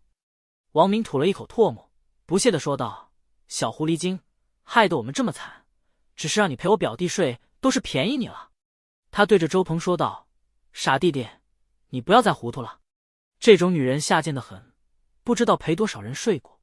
说白了，你不就是想跟她睡觉吗？这次就给你一个机会实现愿望，以后看她还怎么骗你。”都是女人，王敏很清楚如何对付方雨晴，只要让周鹏和她睡过一觉，周鹏对她的新鲜感就不会那么深了。周鹏怒吼了一声，冲到卧室，结果却是一把将王敏给推开。“不许你这么说她，我和雨晴是真爱，我绝对不会强迫她的。”周鹏梗着脖子说道。王敏瞪着眼睛指着周鹏，气得半天说不出话来。“你这个没用的舔狗！”他到底还是小看了舔狗的忠诚。周鹏说道：“不，我不是舔狗，雨晴，她是真的对我好的女人，我相信只要我用时间来打动她，早晚有一天她会爱上我的。”周鹏说着，回过头冲方雨晴露出一个自以为帅气的笑容：“别怕，有我在。”他还记得自己刚刚来到这个城市的时候，年纪不大，人生地不熟，只有初中学历的他被身边很多人瞧不起，然后只有方雨晴给过他亲切的笑容，甚至还好心的让周鹏帮他搬东西。在他孤单寂寞的时候，方雨晴给他机会请他吃饭，这种被人信任的感觉一直温暖的留在周鹏的心里。他宁可伤害自己，也绝不会伤害方雨晴。哪怕方雨晴刚刚说出了那样的话，他也觉得那是张毅的错，方雨晴只是被他骗了而已。没错，只要他耐心的等待下去，方雨晴将来总有一天会明白，他才是对他最好的男人。方雨晴看到周鹏傻笑的嘴脸，心里面松了一口气。虽然让他入一下也不是什么大问题，但方雨晴内心一直都看不上这个货色，还是会觉得恶心。而房间里的其他人都被周鹏的舔狗行为搞到无语。不过现在大家的心思都在联合整栋单元楼的人对付张毅，所以就不管周鹏怎么样了。王敏等人决定了，把张毅家里物资丰富的消息透露给所有人，借助大家的力量攻破张毅的房子，只有那样他们才可以抢到药物，救活孙志超等人的命。于是王敏就在之前的业主大群里面把张毅之前的视频和照片都发了进去。之所以发这个群，自然是为了让陈正豪也看到。王敏，各位邻居们，现在我才知道，原来还有人家里过着那么幸福的生活。这种自私的行为简直是无耻之极。视频是这几天张毅家拍的，想一想我们最近过的什么日子，他过的什么日子，你们说这公平吗？大家商量一下，我们到底应该如何处理这件事情？平日里这个群基本上没有人在说话了，只有陈正豪偶尔在里面恐吓一下邻居，所以王敏发了那么多视频与图片，顿时引起了大家的注意。于是邻居们纷纷点开了视频看了起来，结果看到视频当中那美好的生活时，所有人都激动的差点疯掉了。竟然在屋子里穿睡衣，我们家都零下70多度了，他们家怎么取暖的？他们家晚上都亮着灯啊，他哪来的电？这真的是最近拍的视频吗？难道不是过去的？有些人提出了质疑。没有办法，现在大家都在忍饥挨冻，实在是无法想象，竟然有人可以吃热乎乎的美味大餐，住在温暖舒适的房子里。王敏当即说道：“我可以跟大家保证，这些视频都是最近才拍摄的。张毅家里早就备好了各种物资，无论是吃的还是燃料，所以他现在过的生活和天堂一样。”林采妮也发言道：“对，我可以证明，当初他去超市买东西的时候，就是我帮他的。他们家后来买了好多东西，难道你们都忘了吗？”林采宁的话勾起了许多人的记忆。是啊，当初张毅家里天天大车小车的，我还不知道他想干什么。难不成他提前就知道会有雪灾？那可就太无耻了，竟然也不告诉我们大家一声。张毅他简直不是人啊！怎么可以干出这么不道德的事情？我们都是邻居，一起生活了好些年，他太自私了。所有人义愤填膺，把自己现在所受的苦全都算到了张毅的头上。可是他们丝毫没有考虑，即便是当初张毅告诉他们世界末日来了，他们会相信吗？当然，他们不考虑这个，他们就觉得是张毅欠他们的。当即就有人说道：张毅必须为这件事情负责。对，凭什么我们过得那么惨，就他一个人过好日子？他家里面吃的喝的那么多，还有药物和能源，必须给我们大家分一分。我们不好过，他要负担主要责任。所有邻居们都红了眼，他们无法忍受这种状况。要是大家都过得非常凄惨，倒也罢了。凭什么我们过的不是人过的日子，你一个人享福？不行，要死也得大家一起死。而陈正豪等人也看到了群里面的视频，陈正豪的眼睛顿时红了起来。张毅，你个狗日的，竟然过得那么舒服！陈正豪的一条腿已经废了，都是拜张毅所赐。所以整栋单元楼，他最恨的其实就是张毅。之所以后来没有继续动手，一来张毅家很难攻破，他吃过亏，不到万不得已，他不会对张毅动手；二来他根本不知道张毅家有那么多资源，否则的话，即便是拼了命，他也会继续进攻张毅家。大群里面聊天记录瞬间破百，许多人开始艾特张毅，要求他给大家一个解释。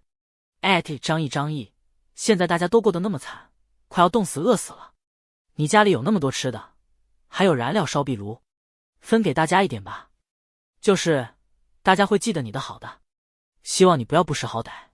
张毅，我们可都是多年的老邻居了，你不能见死不救啊！张毅，我是你20楼的王婶，之前我还借给你2根葱呢，咱们这么好的关系，你得给我们加点物资啊！张哥，我是你刘文强兄弟，咱们可是亲兄弟啊！要不让我住你家里去吧，现在局势那么危险，我过去保护你。道德绑架的、跪求的、讲道理的，什么样的人都来了，中心思想只有一个，要张毅把家里面的物资都拿出来分给他们。消息弹个不停，张毅自然是看到了。群里面所有人都在要求他分享物资，张毅只是冷眼旁观，没有着急说什么。他想要看一看这些人的嘴脸到底多么有趣。林大妈，张毅，我可是咱们小区的居委会主任，他自己给自己升了官，笑死！而且我还是咱们这栋楼的长辈，我说了算，这些物资拿来，大妈给所有人分。宝妈谢丽梅，张毅，我和宝宝快要饿死了，你之前不还夸过我们家宝宝可以吗？救救我们吧！我可以让孩子认你做干爹，甚至你有其他要求也可以。富二代许浩，张毅，只要你让我住到你们家，我可以把我所有的资产都给你。不，我爹已经死了，我们家10几亿资产都给你。张毅看了半天戏，这才慢悠悠地打了一个字过去。哦，他一个字顿时让所有人更加激动了。道德绑架的继续道德绑架，求施舍的继续求施舍。过了许久之后，张毅淡淡问了一句：我跟你们很熟吗？凭什么我们家的东西要分给你们？这种时候，所有人都濒临绝望的边缘。其实跟他们讲道理完全没有意义，只要可以活下去，他们能够舍弃一切人类的道德底线。张毅自然也清楚，他没有跟这些人讲道理的打算，只是单纯的耍猴。他的目光有些邪恶，此时疯狂的邻居们让他想到前世的那一幕。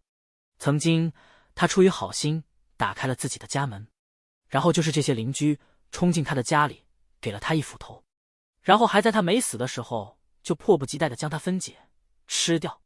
他要报复，所以他才要尽情地戏耍这些可怜而又可恨的虫子们。群里面立刻有人急眼了：张毅，你说的是人话吗？大家那么多年老邻居，互相帮助不是应该的吗？你一个人活下去有什么意义？年轻人不要光想着自己舒服的躺平，你要懂得奉献。要不是你瞒着消息，自己偷偷囤物资，我们怎么会落到今天？对，大家现在过得那么惨，全都是你的错，你必须赎罪。张毅，哦，然后呢？底下又是一大群人的祈求与威胁、谩骂。他们就像是在海洋沉船的乘客，落入了北冰洋寒冷刺骨的海水当中，周围还有鲨鱼在游荡。可这个时候，却发现附近有一条小渔船，上面的船家吃着火锅，唱着歌，悠闲自得地从他们面前划过。所以他们拼了命地游过去，想要让船家拉他们上船。越是在绝望与希望的边缘，人的心态就越容易崩溃，他们的嘴脸就愈发的狰狞。张毅看着他们扭曲的模样，微笑着从异空间的恒温酒柜取出一瓶列装级的澳洲黄带鼠尾，又取出了一份顶级法兰西鹅肝。红酒配鹅肝是绝配，鹅肝的苦涩与红酒单宁的涩味融合在一起的时候，口感会变得更好，这让不适应红酒口感的华国人也能够品尝到其美味。张毅一边吃着鹅肝，喝着红酒，一边看邻居们精彩的表演，还有人给他发私信，打他语音电话的也有。张毅饶有兴致的一一打开来看。宝妈谢丽梅，张毅，求求你救救我和宝宝吧，只要你让我住进你们家，你想对我怎么样都可以。女大学生张思雨，张毅哥哥，我还年轻，我不想死，你要了我吧，只要给我一口吃的就行。还有不少女住户都发来了私信，其中不少都是有老公的。他们很了解目前的市场行情，也知道用金钱根本无法打动张毅，于是不约而同的都提出拿自己的身体来换取张毅的庇护，最起码能得到一些食物也好。张毅对那些女业主的消息是什么态度呢？只是当一些有趣的小作文看看，然后回复都懒得回复。当然也有几个豁得出去的，直接给张毅发了私密的自拍照。张毅随便看了两眼，也没有特别大的兴趣。主要是这些女人过于自信了，倒是有几个长得还行的，可大部分都姿色平平。她们又不像某音的女主播，专业练习过怎么扭腰扭屁股，根本没啥看头。你就拿这个来考验男人，几个男人经不住这种考验。至于一些男住户的私心，那就更简单了，不是称兄道弟，大哥老弟的喊着，然后求张毅帮衬一把，就是一些老头道德绑架，要求张毅爱护他们。最恶心的是，还有一个基佬。至于他提出的要求，张毅不想聊这个。看了一圈之后，张毅觉得无聊了，他找了个手机支架，把手机放在面前，期待一些有新意的创意出现，然后就躺在沙发上，一边喝红酒吃鹅肝，一边欣赏着窗外这场美丽的雪。半个月的时间过去了，窗外的雪依旧没有停下来，整座城市完全被大雪覆盖。根据张毅的记忆，这场雪下到1个月之后，4楼以下全都被淹没了。至于还会下多久，他也不清楚。不过他的确是没有什么出去的必要，出去是为了寻找生的希望，可如今谁也不知道哪里能够活下去，张毅除外。张毅拖着下巴，慵懒的自语道：天天在家里待着也挺无聊的，要不然找个时间出去一趟。等到这栋楼里面的人死的差不多了，他可以出去转转。张毅想了想，忽然记起来自己的仓库中还有几辆雪地摩托车，那些原本是要运往附近一个城市，给一处人造冰雪场用的。如此一来，即便外面大雪10来米厚，他依旧有办法出去。虽然现在我不可能离开这间屋子，不过有了这个方法，以后在保证安全的条件下，可以出去吹吹风。张毅有些异动，老是在家里，偶尔也会无聊，出去放松一下倒是不错。他有国家专业级别的防寒服，又有雪地摩托车，即便是零下60、70度也不惧。张毅继续无聊地翻看着邻居们的消息，这些人里面倒是有一个人的消息让张毅有些在意。周可儿发过来的消息不是卖惨发私密照，而是非常冷静的希望和张毅交换。张先生，最近我们家的食物与药物已经接近告捷，希望您能够提供一些帮助，为了答谢，之后我可以为您提供医疗方面的援助。周可儿，张毅的脑海中迅速浮现出她的模样。天海市第1人民医院的女医生，26岁，身材修长高挑，起码175的身高。给张毅最深的印象不是她那清冷的禁欲系俏脸，而是那有3、6D 的傲人身材，尤其是冬天穿着黑色毛衣的时候，高高撑起来的模样，每次在电梯里遇到都让张毅忍不住多看2眼。不愧是做医生的人，非常的理智，并没有跟我卖惨求施舍，而是要跟我交换是吗？张毅对周可儿的态度比较欣赏。末世之中，只有有价值的人才有活下去的资格，而周可儿表现出了自己的价值，那就是她精湛的医术。毕竟没有一定的能力，是不可能进入天海市第一人民医院任职的。在末世之中，医术也是非常重要的技能。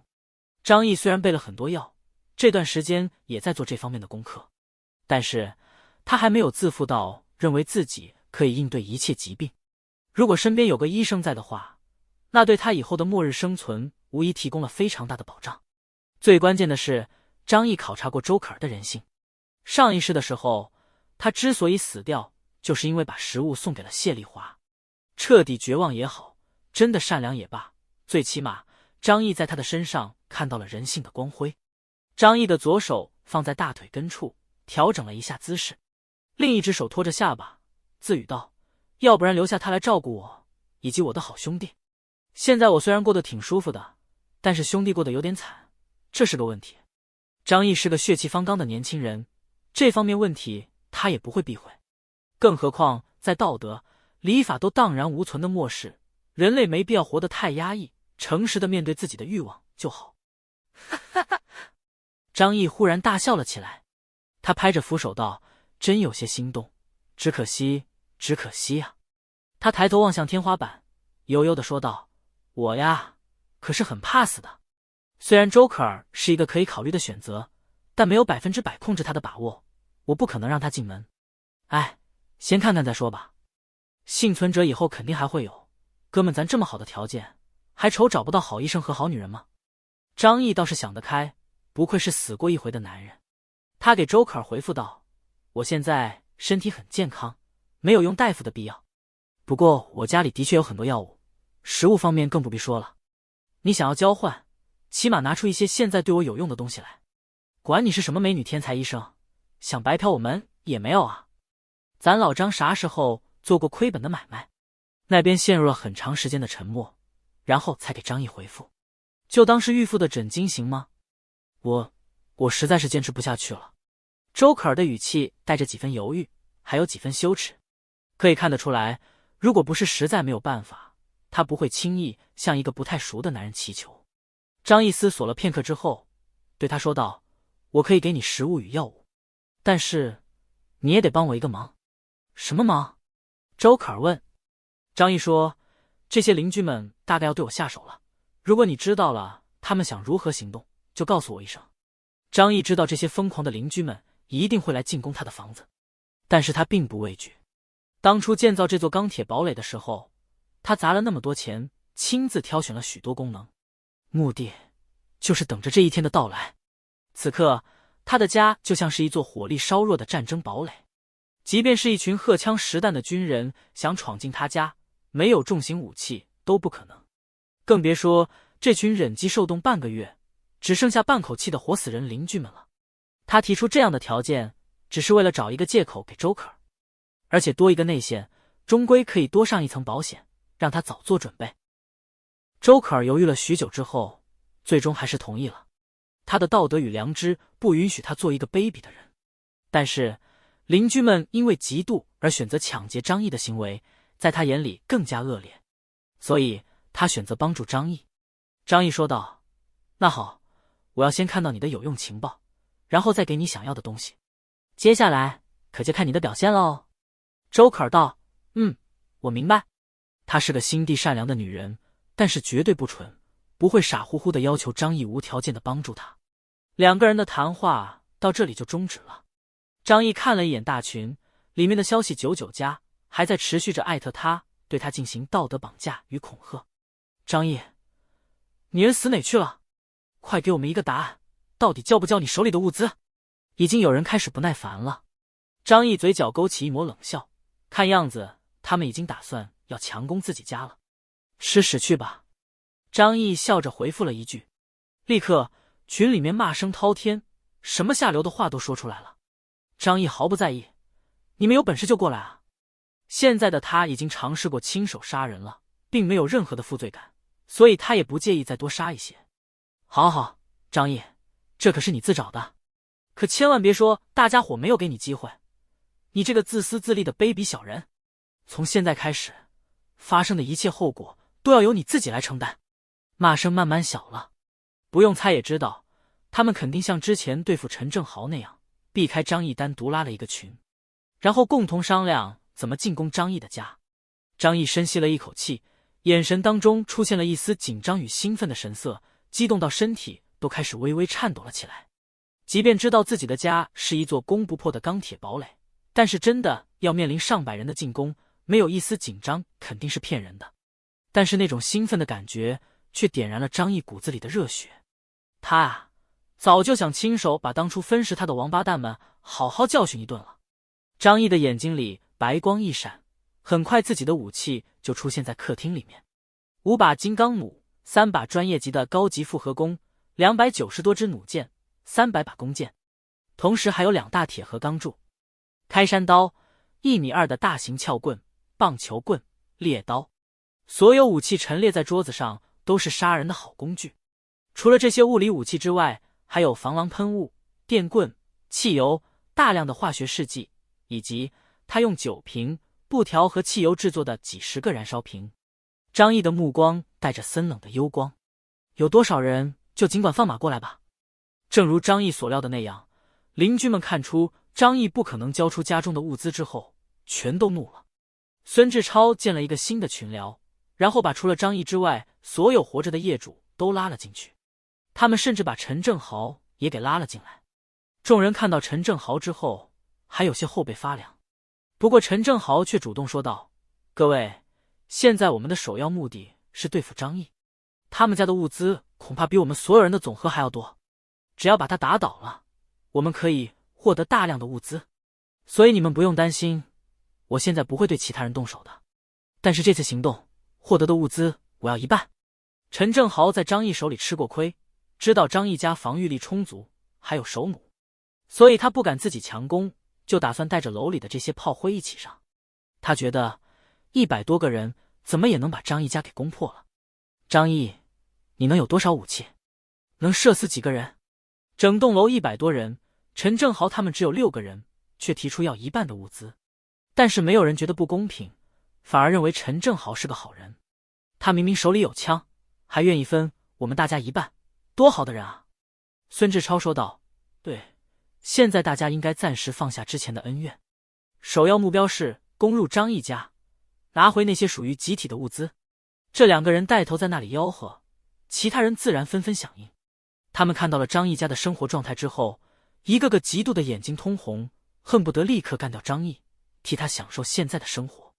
刀在手，跟我走，杀张毅，抢物资，打死那个臭不要脸的自私鬼！大家伙气势汹汹地咆哮着，只有少数几个人没有说话，比如说尤大叔和周可儿。其他人哪怕平日里和张毅关系还算不错，受过张毅恩惠的，也把那些事情丢到了脑后。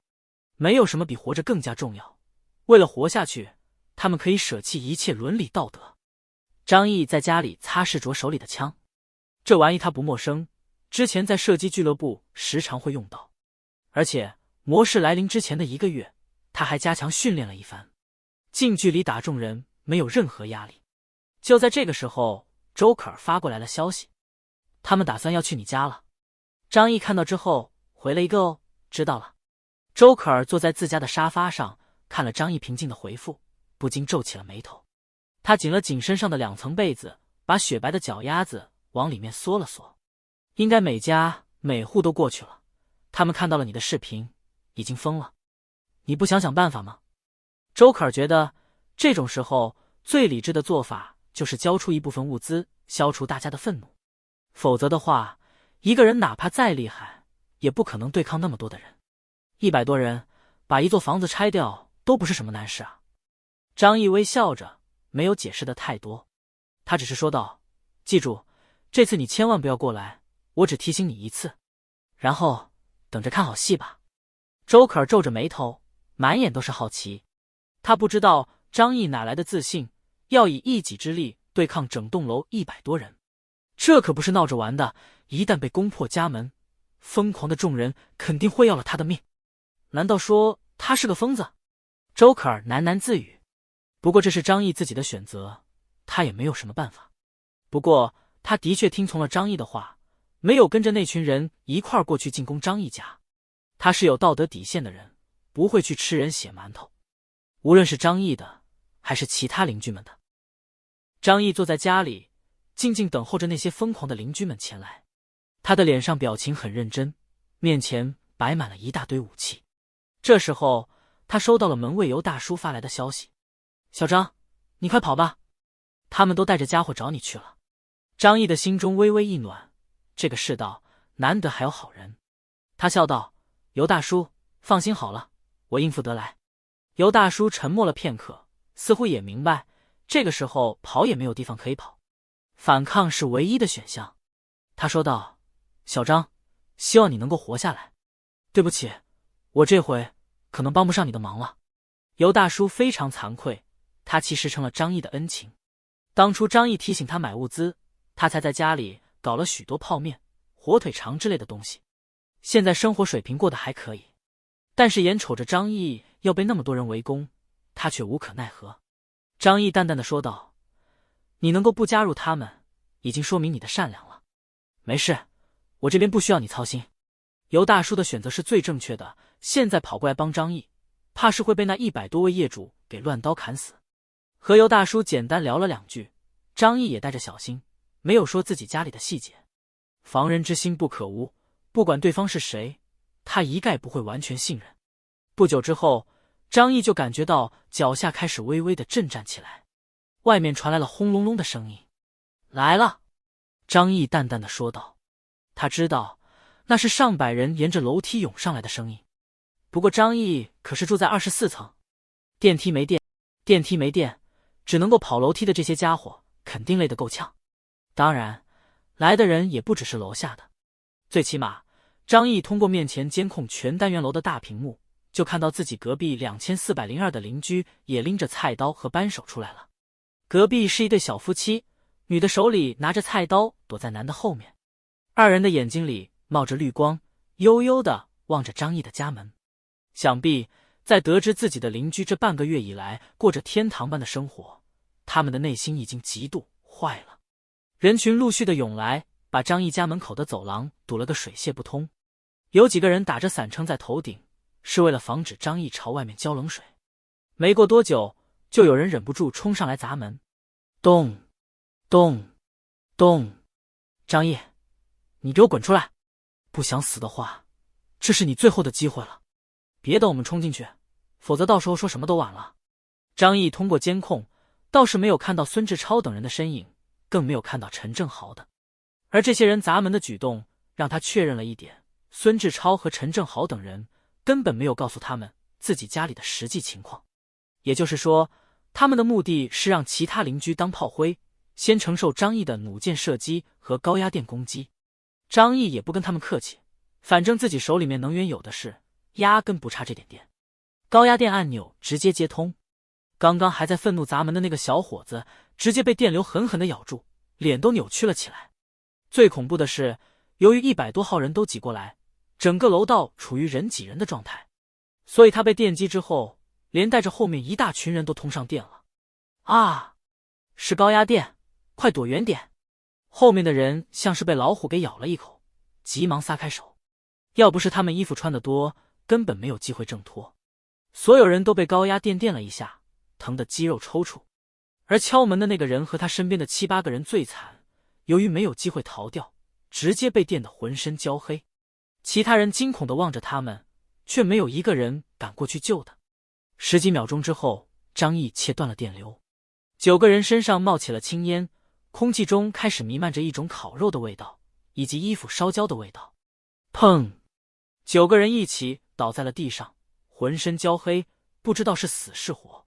但是大家心里面都明白，即便这些人还有一口气在，可处于眼下的局面已经是死人了。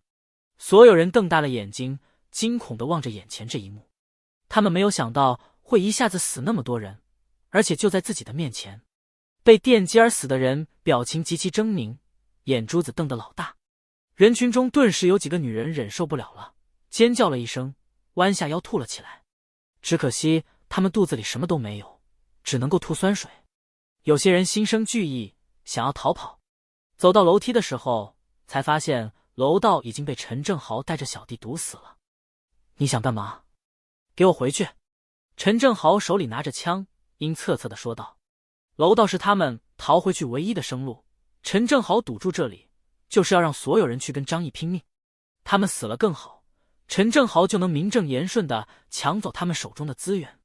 孙志超几个人拖着病体也在现场，他们看着那9具尸体，表情却十分的冷漠。显然他们和陈正豪等人打的是同样的主意。孙志超看到众人有所畏惧，便大喊道：可恶的张毅，简直就是个畜生啊！竟然杀害自己的邻居！兄弟姐妹们，咱们必须杀了张毅，为他们报仇啊！不用怕，大家用木头去撞门，别碰门就可以了。他没有多少手段的，已经是黔驴技穷了。只要攻破这扇门，后面可就是舒服的暖炉，还有吃不完的食物等着咱们呢。孙志超的这一番打气，又让不少人红了眼睛。他们在饥饿和寒冷之中生活了半个多月，为了一口吃的和片刻的温暖，他们愿意付出一切。马上就有人找了根木头过来，看样子是从大衣柜或者床上拆下来的。兄弟们，给我撞！打开门，弄死张毅那个狗日的！一群人抱着木头对准张毅的大门，就开始了疯狂的撞击。砰砰砰！剧烈的撞击声让张毅茶几上的水杯都开始晃动起来。张毅却觉得还不够尽兴，他从异空间取出一个森海塞尔的大型音箱，连接到手机上之后，播放起了自己非常喜欢的曲子，边做边爱。门外的人在拼命的撞门，门内却响起了经典的嗨歌，这让他们更加的愤怒。张毅，你嚣张个坤巴，马上就弄死你！你今天必死，要为我哥偿命！他们抱起木桩，撞得越来越起劲。可是撞了几十下之后，他们却悲哀地发现那扇门微丝未动。10几个成年大汉一同发力，足有上千斤的力量，然后在那扇黑色的大铁门上只留下了一个个白点和几乎微不可察的凹陷。邻居们的心都凉了，这是什么门？怎么那么结实啊？照这个速度，得什么时候才能把门撞破？每个人都气喘吁吁，他们可是顶着零下70多度的气温工作，而且由于吃不饱饭，根本没有太多的力气。这一番下来，就有不少人腿软了，不得不让人轮换。可是照现在的进度，怕是把大家都累死都没戏。这个时候，一人走了过来，盯着门扉看了半晌，才惊叫道：这是银行金库的防盗门啊！这个人在银行上班，仔细一看，立刻发现了端倪。周围的人一听，心里面更绝望了。那这个东西就装不破吗？银行的工作人员苦涩地摇了摇头，别说用木头撞了，这种最顶级的防盗门，即便你们用炸弹都炸不开啊！如果没有钥匙的话，除非是世界最顶级的开锁专家，才有一丝打开的可能。这个时候，张毅举着手弩，已经来到了射击孔，看着还在门外叽叽喳喳商量对策的众人，这一回张毅就懒得瞄准了。都是些关系很一般的邻居，杀了就杀了，死不了也无所谓，反正过几天感染了也是个死。由于是无差别射杀，所以张毅的手速也提升了上来，一只手迅速的装填弩箭，然后直接开弓。咻！一道锐利的破空之声掠过，顿时传来了一声惨叫。一个男人捂住自己的脖子，眼神惊恐的缓缓倒在地上。众人看过去，才发现他的脖子上插了一根生锈的弩箭。他有武器！小心！周围的人吓得大叫，然后赶忙想散开。可是过道里面就那么大地方，上百口子挤在一起，人挨着人，根本跑不动。大家伙因为害怕，这么一着急，反而是呼啦啦绊倒了一大片。张毅也不管那些，反正闷头就干2件事：装填、射击。专业手弩的威力再加上破伤风之箭，只要射中之后，几乎没有任何幸存的可能。咻咻咻！锐利的破空之声像是夺命的梵音，让每一个邻居都肝胆欲裂。惨叫声此起彼伏，中箭的人鲜血直流，当场倒地。这让其他人更加的害怕，纷纷拼了命的往楼梯间里面挤。有一些人倒在地上，还没来得及爬起来，就被人踩在了身上。惨叫到处都是。陈正豪手里拿着枪挡在楼梯前，对准了想要逃走的众人。怕什么？他就一个人而已，都给我上！陈正豪冰冷的眸子和黑洞洞的枪口吓退了想要逃跑的众人。陈正豪的目的是让他们当炮灰，消耗张毅的防御手段，当然不可能放他们逃跑。而孙志超等人为了活命，都早早待在远处，也没有中箭。张毅射出了几十发弩箭，在这种人群密集的地方，几乎没有一发是落空的。这也就意味着，起码有几十个人命不久矣。不过，人在绝境当中的潜力还是很强大的。当即就有人发现了射击孔的位置，说道：“门上面有洞，他从那里射的箭，只要堵住就行了。”立刻就有人举起手里的拖把和扫帚，堵住了门上面的射击孔。还有人试图往张毅房间里扔东西。张毅不慌不忙，迅速地把射击孔后面的铁门给关上，锁死。这玩意只能够从里面打开，外面是攻不破的。不过这一下子，张毅一口气就解决掉了几十个战斗力。见到张毅无法再射箭，邻居们才从惊恐当中回过神来。地上一片狼藉，不少人身上中箭，伤势深浅不一。3个人伤口都是脖子和脑袋上，直接就咽气了。可是当邻居们看清楚那布满锈迹的破伤风之箭的时候，顿时心下一沉。他们知道，所有中箭的人都很难活下去了。有些人失去了亲人，一边痛哭一边大声咒骂着张毅：“张毅，你这个该死的狗贼，你卑鄙无耻！出来，有本事你出来，我和你单挑！你这个杀人魔头，我要跟你拼了！张毅，我必杀你！”而回应他们的，依旧只有房间里那劲爆的嗨歌。爱过后才懂得爱情有多深刻，失去后才懂得该珍惜什么。屋外叫骂声连连，屋内则是嗨歌不断，这像极了张毅对所有人的挑衅。事实上也的确如此。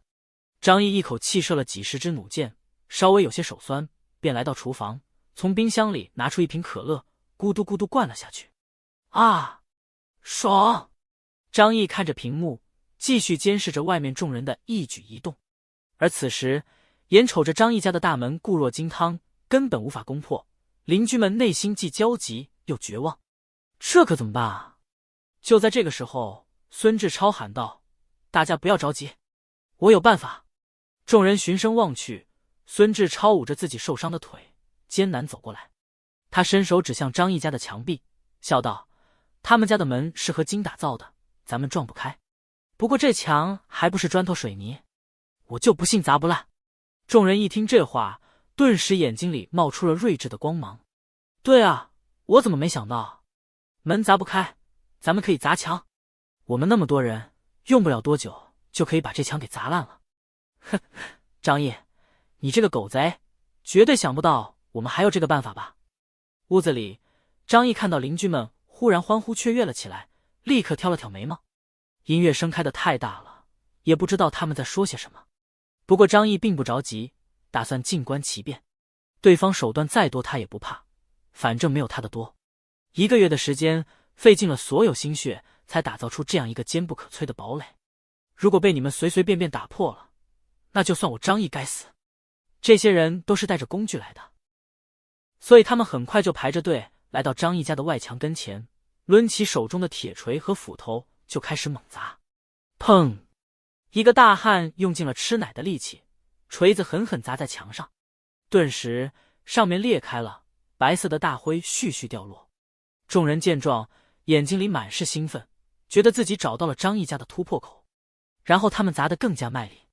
可是那个大汉抡起锤子在砸第2下的时候，却突然传来了一声金铁撞击的声音，砰！而那名大汉同时发出一声惨叫，手中的锤子轰然落地。他倒退几步倒在地上，众人一看，他的双手已经裂开了长长的口子，鲜血密密流淌了出来，很快就在低温之下凝固，看上去格外的瘆人。这是怎么回事啊？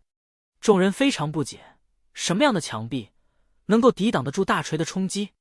有人走过去，伸手扫开外面的大灰，当看清楚后面的东西时，他差点惊掉了下巴。这墙里面也是钢铁铸成的啊！众人大吃了一惊，齐齐过来观看。果然，扒开了外面一层白灰之后，后面就出现那种厚重的黑色金属，材质与门扉一模一样。一个人忍不住仰天吼道：“为什么会这样？谁家的房子用钢板筑墙啊？我不信这房子全都是铁做的。”有人已经无法忍受这种绝望了，又拿起锤子去敲击其他地方。好几个人一起动手，希望能够找到墙面上的破绽。可是无论他们从那个角度，最后发现的都是坚固厚重的钢铁墙壁。客厅里，张毅不屑地撇了撇嘴：“你们都能想到的问题，我当初还能想不到吗？真不好意思，我家的房子哪怕墙壁都是用20厘米的金刚材料铸成的，炮弹都轰不破，我会怕你们这些破铁锤和斧头？”张毅最大的优点就是怕死，所以他把一切能想到的问题全都解决了。当初验收的时候，都是自己一寸寸检查，用锤子敲击过了一遍，这才放心。毕竟前世被人破门而入，分而食之的心理阴影太大了，说什么他都不想再来第二次。外面的敲打之声还在继续，张毅嫌弃太吵，所以开启了房间的降噪功能，这是为了避免外面的人利用噪音进行攻击。过了20来分钟，那声音才彻底消停了。整栋楼的业主眼神空洞地望着面前一整面的金属墙壁，内心比外面的冰雪还要冰冷。它就像是一座残酷的城墙，隔绝了他们获取物资的希望。怎么会这样？为什么会有人打造一套这样的房子？有人捂着脸崩溃地喊道。张毅的邻居小夫妻也是难过地说道：“当初我知道他们家装修，但是也没有想到会修成这样。这个世界上大概没有几个正常人家会打造这样的房子吧。”孙志超和周鹏、葛家良眼睛里满是血丝。如果今天全公寓楼的人都攻不破张毅家，他们就只能等死了。孙志超咬紧了嘴唇，甚至都咬出血了，他也没有察觉。张毅，他早就知道会有雪灾啊，他所做的一切都是为了防我们。孙志超指着张毅家的房子，愤怒地大吼道。邻居们看了他一眼，痛苦地一边哭着一边痛骂张毅：“卑鄙小人张毅，只顾自己活着，不考虑我们大家。我们如果都死了，你一个人活着有什么意义？全世界就你一个人的话，你就不会孤独吗？总有一天，你会因为没有提醒我们，没有帮助我们，而陷入无尽的悔恨与自责的。你晚上能睡得着吗？你就不会内疚吗？”有些人眼见着拿张毅没辙了，竟然开始用阿 Q 的精神来自我安慰。哼，早晚有一天，老天爷会让你遭报应的，张毅。我们要是因为你死了，你肯定一辈子良心不安，活得很痛苦。他们哪里知道，张毅在自己家里过得有多快活，又怎么会把他们这些熟悉一点的陌生人当一回事？陈正豪一直在后面拿着枪监督，此时看到那面全金属打造的墙壁，他也是感觉到问题的棘手。现在他对其他人都不感兴趣了，只想抢到张毅的房子。你们着急什么？现在只是开始。就算他们家的墙都是铁铸成的，但是天花板呢？地板吗？我就不信他搞了一个铁皮箱子出来。陈正豪冷冷地对所有人说道。张毅通过监控听到陈正豪的话，赞许地点了点头。这个货色的脑子挺好用的。随即他叹了一口气，摇头道：“不过可惜我又不傻。”邻居们听了陈正豪的话，纷纷跑到张毅家的楼上和楼下，用锤子砸，用斧头砍，用凿子凿，用木棍敲，总之一切能使用的手段他们都给用上了。他们距离自己生的希望只差20公分，而他们的目标就是打破这20公分。但是很快他们就陷入了更深层次的绝望之中。他们发现张毅家还真的就是一个铁箱子，上下左右前没有一个角度不是被厚厚的铁板封死。在这个断电的环境下，没有电锯、电钻等工具，除非他们不吃不喝的凿上1年，才有希望破开这几堵墙。陈正豪等人围着张毅家砸墙，足足忙活了一整个上午。但是挖开墙皮和地板、天花之后，却发现被一层厚厚的钢板所阻隔。20厘米厚的钢板，对于他们来说，无异于是一场噩梦。只利用人力的话，现在根本不存在打破的希望。毕竟超低温之下作业，又无法得到足够的能量补充体力的流失，只会加速他们的死亡。好多人都累得瘫倒在地上，咕噜咕噜的声音响成一片。他们抚摸着自己干瘪的肚子，饥饿快要将他们彻底征服了。但是吃的东西本身就没剩下来多少。有一些人看到旁边的邻居透过衣服的缝隙见到了那雪白的肉，一个想法忽然在脑海当中涌现出来，这个不就是肉吗？恐怖的想法一出现，大家立刻吓得浑身冰冷，努力想要把这种念头从脑海当中赶出去。可是当这个念头产生之后，无形之中就给了人一个绝境之中的选项。他们自己大概也清楚，如果真的到了那一天，自相残杀，人吃人的现象一定会发生。难道真的就没办法了吗？孙志超满脸痛苦，他甚至觉得自己的手臂已经开始发炎溃烂，没有抗生素，甚至连普通的消炎药都没有，更无法有效的清理伤口。现在他的伤处还残留着大量的铁锈，这种情况下，死亡几乎是无可避免的。该死的张毅，你为什么要这么狠毒啊？你一个人活着怎么比得上我们那么多人活着？牺牲一下你自己怎么了？怎么了？孙志超仰天怒吼，绝望让他的心灵彻底扭曲。就在这个时候，张毅的邻居忽然走了出来。也许你们可以尝试一下走阳台。他们家装修的时候，阳台改成了落地窗，很大一面都是玻璃，或许有机会闯进去。其他住户是看不到张毅家的背面的，但是他的邻居却可以。25号楼，有些楼层是拥有一块阳台的，张毅所住的24层刚好就有一块不大的平台，平日里被他用来种花、晒被子。听到张毅邻居的说法，一群快要绝望的人猛地抬头。窗户，哈哈，对，他家既然有窗户，就一定留有出口，不可能全部封死，只要有窗户就可以冲进去。一群人不由分说从张毅隔壁家闯了进去。两家的阳台中间其实还有15公分左右的间隔，中间更是安装了栅栏，但是这些根本无法阻拦现在疯狂的众人。不过阳台外面可不比楼道，此时的楼道都被各家各户封锁住了，密不透风，尚且有些保暖的作用。然而外面北风呼啸，大雪纷飞，几个小时就能把人给冻僵。陈正豪等人可顾不上这些，只要能够冲进张毅家里，他们就可以得到一切。一群人嗷嗷叫着，如同疯子一般跳上了张毅家的阳台。张毅自然也察觉到了这样的一幕，双方对视了不足1秒钟，邻居们便挥舞着手里面的工具，疯狂地朝着巨大的落地窗砸了过来。而张毅则是拖着他的白色躺椅来到窗前，不急不缓地躺了下来，顺手给自己倒上一杯热气腾腾的咖啡。不大的阳台很快就被10几个人挤满了，他们的脸色苍白，像极了活尸，再加上那疯狂扭曲的表情，真的没有一点活人的样子。张毅心想，如果真的有丧尸的话，大概也就是这种程度了。砰砰砰，叮当，低沉的声音在落地窗上此起彼伏。冒着风雪，这群疯子在努力地砸玻璃，即便不是不小心砸到了自己的手，他们都没有痛觉，任由鲜血流淌出来，然后凝结。刚刚砸墙的时候，那种渴望的感觉还不够明显，可是此时只隔着一层玻璃，才让他们更清楚地见识到张毅的生活有多奢侈。屋子里壁炉熊熊燃烧，张毅只穿着单衣，像个地主老爷似的躺在白色的躺椅上，手边放着一杯泡好的咖啡，还冒着热气，看奶泡的量应该是卡布奇诺。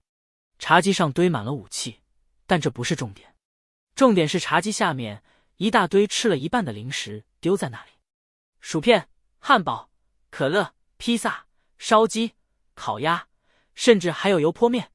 就是这些东西让阳台上的邻居们彻底的疯了。只是离开了他们半个月，他们就激动的像是见到了失散多年的亲爹一样。吼！啊呀呀呀！他们激动的甚至忘记了语音，而是用拼命嚎叫表达着自己的激动，然后更加拼命，用尽了吃奶的力气砸窗户。张毅手捧咖啡，欣赏着这一出好戏。他只是淡淡的说道：谁说玻璃就一定比金属脆弱？这面墙的造价可是极为高昂的。张毅为了生活质量考虑，拒绝了战龙安保公司的提议，没有在这里采用金属，而是花了大价钱定制了一整面的防弹玻璃做落地窗。他还记得当初战龙安保公司的经理吴怀仁说过，这么厚一堵墙，防的已经不是子弹了，而是炮弹。西方国家元首的专用车辆，上面可以抵挡狙击枪的防弹玻璃就是这种材料。不过它们的厚度还不到张毅这堵墙的一半。果然，这群人砸着砸着就发现了不对劲。本来以为是有机玻璃，用力砸几下就能给它砸碎，可是10几个人砸了半天，怎么连个裂痕都没出来啊？这到底是什么玻璃？难道是防弹玻璃吗？什么？防弹玻璃？这个词从一个眼镜男的喉咙里嘶哑地发出，却充满了绝望，仿佛来自18层地狱。连炮弹都能防，还防不住你们的手工活吗？不，我不信！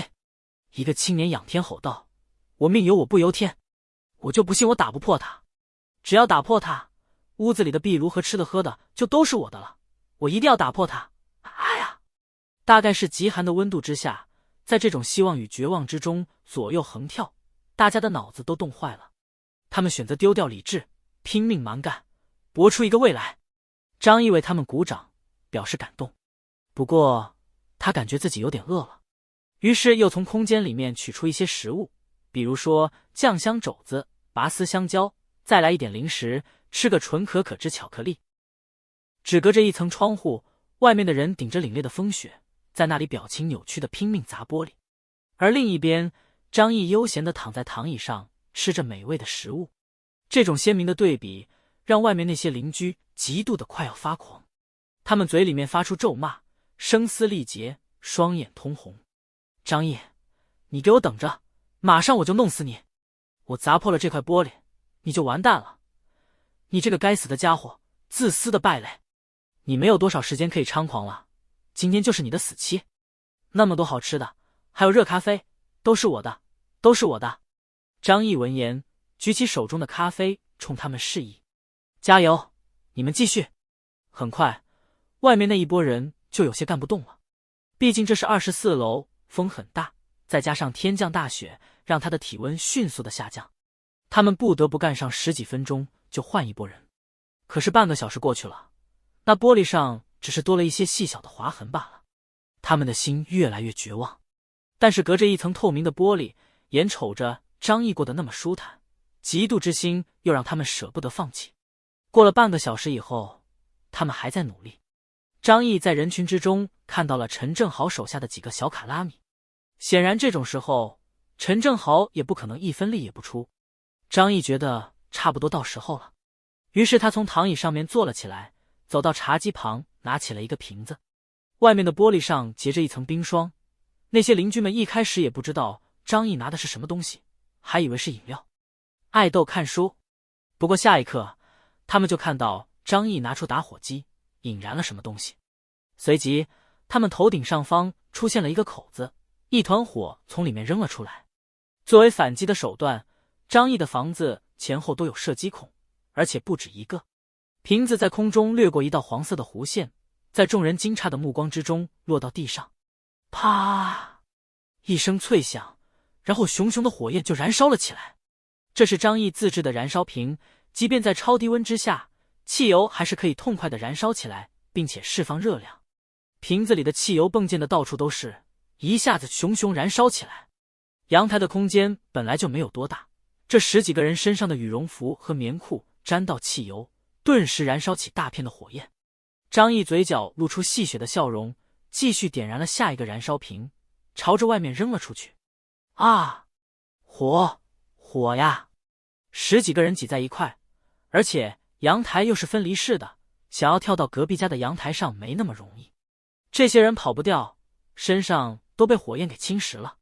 张毅看到他们变成了一团团燃烧扭曲的火球，有的人想要躺在地上打滚，用雪花来扑灭火焰，只可惜这种效果太过微弱。汽油即便是遇到水，依旧可以燃烧。还有人妄图爬到隔壁去，但是匆忙之下手脚不稳，直接从24楼坠落。随着一声漫长的惨叫，便是轰的一声。24层的高度，不知道下面的雪能不能抵消那种冲击力。可是按照物理学的原理，他即便是不死，也骨断筋折，内脏破裂，就等于是已经死了。张毅笑道，起码摔死比被烧死强吧。砰！一个狰狞的人脸忽然扑到玻璃上，表情扭曲而恐怖，恶狠狠地盯着张毅。救救我！救我呀！极度痛苦之下，他向张毅发出了求救的声音。张毅举起咖啡杯，冲他致意：我救你 M 个头，去死吧，废物！那个人发出绝望的声音，彻底被火焰所吞噬。隔壁的阳台上还有60-70号人在等着换班，看到这幅修罗地狱一般的景象，也是吓得面无人色。救命！救救我呀！我不想死啊！求求你们了！浑身燃烧着火焰的人想要爬过来求救，双手抓住了栏杆，就要爬过来。就在这个时候，这边的一个男人毫不犹豫，一脚狠狠踹在了他的手上。滚！快给我滚！你这个样子已经没救了，别来连累我们。他一脚踹过去，那火人还不肯松手，他咬着牙，加重了力气，一脚又一脚的往下踹，甚至一脚把他的手指都给踹掉了。那个人挣扎了一阵，最后绝望地望着他们，缓缓倒在了栅栏前。空气中弥漫着烤肉的焦味。这10几个人没过多久就全死了。有些人明明一开始被烧得不严重，想要逃走，但都被隔壁的邻居们给拦住了。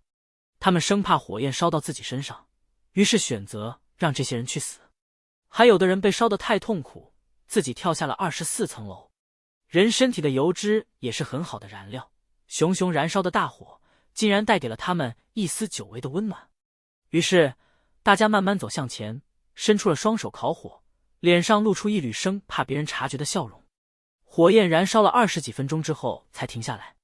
邻居们望着地上的焦尸，心中产生了恐惧。为了对付张毅，他们已经死掉了30-40个人了。从各个角度破门都没有机会，到底要怎么做才能把张毅手中的物资抢过来？秀秀，一个2天没吃饭的小伙子吸了吸鼻子，他忽然觉得这种油脂燃烧的味道很香，像极了他过去最爱吃的自助烤肉。想到这里，他不由得地望向了地上那10几具烧焦的尸体，不由得吞了口唾沫。空气中吞唾沫的声音此起彼伏。小伙子惊愕地望向众人，在大家那消瘦而麻木的脸上，他看到不止一个人露出进食的欲望。只是由于现场的人太多了，他们残存的一丝丝道德底线让他们没好意思动手。可若是这里没有别的人在，大概他们真的就去吃肉了。忽然一个女人大哭了起来，我受不了了。众人忙碌了一天，本以为可以轻松攻破张毅家，可最后的结果却让他们绝望。死了那么多人，张毅家的墙壁和落地窗连条缝都没打破。他忽然跑到人前，爬到了张毅家的阳台上。张毅以为下一批人又要过来砸玻璃的时候，他忽然扑通一声跪在了玻璃前。张毅，我快要饿死了，求求你救救我吧，哪怕只给我一块面包也行啊。不光他一个人，陆续的又有人跑过来给张毅磕头，痛哭流涕的求张毅给他们一口饭吃。那惨状真的是闻者伤心，见者落泪。磕头的大部分都是女人，试图博得张毅的同情。窗外哀求的哭声连绵不绝，他们磕头磕的脑袋都出血了，无比的凄惨。张毅叹了一口气，走到窗前说道：大家不要这个样子，我看着心里面难受啊。说着他举起了手中热气腾腾的面条，我心里一难受就想吃东西。吸溜！张毅大口吃面，把邻居们看得直吞口水，别提多馋了。众人一听这话，哭喊声更大了，磕头磕的也更加卖力。张毅，是我们错了，我们只想活着呀，你就施舍给我们一些食物，让我们像狗一样的活下去就行。以后你想让我们干什么，我们都听你的好吗？张毅低头继续吃面。人在饥饿的时候能够大口大口的吃面，那是一种多大的幸福啊。吃了半碗面之后，他随手把剩下的放在落地窗跟前。就在这些邻居们的眼前，一窗之隔，他们看得见，吃不着。每个人都像狗一样把整张脸贴在玻璃上，似乎这样就能吃到面一样。别怪我没给你们机会，你们谁现在过去给我把陈正豪的脑袋拿过来，这样的面条我管他1星期，顿顿吃到饱。张毅当然不可能可怜这些人，但是他们天天在这里砸墙凿窗户也挺烦人的，所以不如让他们狗咬狗，自相残杀，那才是最有意思的事情。张毅说这句话的时候，同时发到了大群里面，告诉了整栋楼里面的所有人。玻璃窗前的邻居听到这番话，脸上露出了犹豫的表情。陈正豪的手里面有枪，想要他的脑袋，也许自己的脑袋就没了。但是他们对付陈正豪困难，就对付得了张毅了吗？30-40具尸体就在张毅家前后摆着呢。事实证明，张毅可比陈正豪难对付多了。此时的陈正豪在隔壁的阳台上看着这里的变化，他没有听到张毅说了什么，而是眉头紧皱，思索接下来如何行动。他的人这一次也死掉了2个，如果想继续控制整栋楼，就必须补充自己的人手。正在思索的时候，陈正豪忽然感觉后背如同针扎一般，让他汗毛都立了起来。他猛地回头，举起手中的枪，却发现所有人看他的眼神都带着古怪。你们想干什么？众人看到枪之后，有些忌惮，顿时往后退去。都给我滚开！陈正豪怒吼道。大家伙看他的眼神依旧古怪，甚至可以说有些诡异，不像是在看一个人，而像是在看食物。陈正豪毛骨悚然，赶紧带着手下几个人离开了这里。等等，张毅家怎么办？孙志超在一旁问道。陈正豪怒骂道：操，攻又攻不进去，还能怎么办？回头再想办法吧。说完，他骂骂咧咧地离开了。张毅家的窗户前，磕头求饶的，想要砸窗户的，这2群人忍受不了寒冷彻骨的风雪，后面也陆续离开了。张毅躺在温暖的房子里，等待着看好戏。毕竟经过这一次，单元楼损失了40个人左右，而且几乎所有人都参与到了对他家的入侵，体力损耗巨大，这就让物资变得更加的匮乏，人与人之间的争斗也变得恐怖起来。很快，张毅又收到了许多人的私信。经过这一战之后，邻居们也是彻底的认怂了，他们不多的体力几乎消耗殆尽，再也无法大规模的对张毅家发起进攻，而且面对张毅家毫无死角的防备，他们也死心了。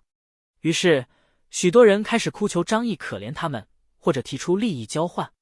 比如说富二代许浩，他把自己女朋友全身都给拍了一遍，对张毅说道：张毅，我可以把我的女人送给你玩，只求你给我一些吃的行吗？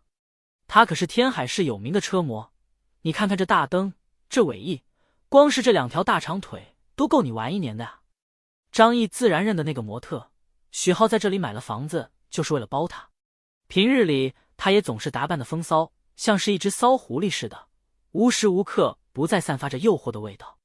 过去的时候，他对身边的男人们看都懒得多看一眼，面对张毅，他也总是一副高傲的嘴脸。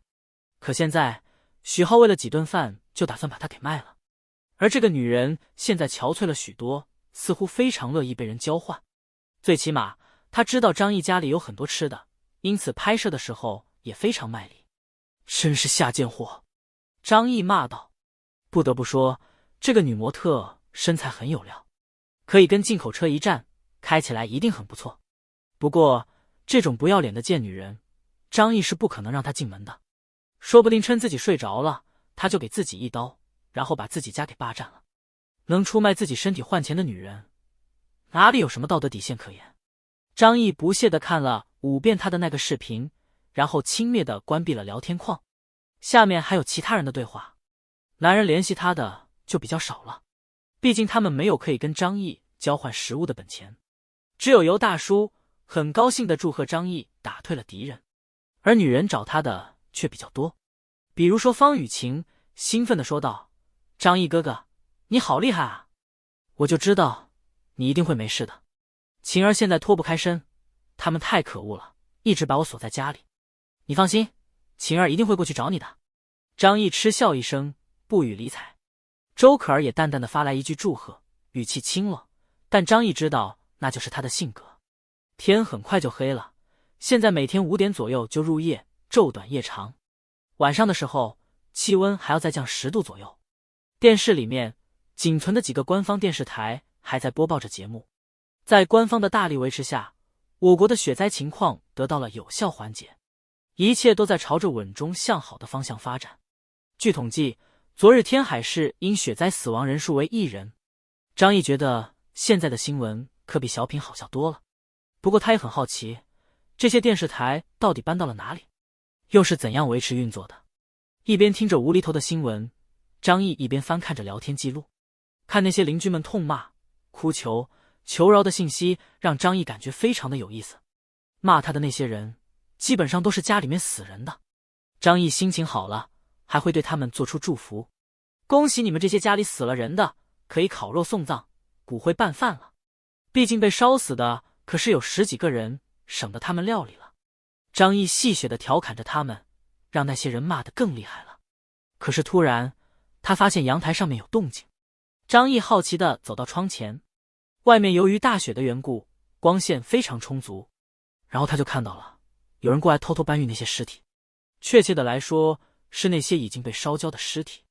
这些人把自己裹得严严实实的，发现张毅看着他们的时候纷纷吓了一跳。张毅，我们不是来搞你的，你不要误会，我们只是过来搬运尸体的而已。这些人说话的时候声带有些颤抖，心虚的不敢看张毅。张毅微微勾起嘴角，哦，搬运尸体，你们是他们的家人吗？而且掩埋的话扔到下面去就好了，难不成你们还会在家里面堆一座坟？这些人被张毅问的不知道怎么回答。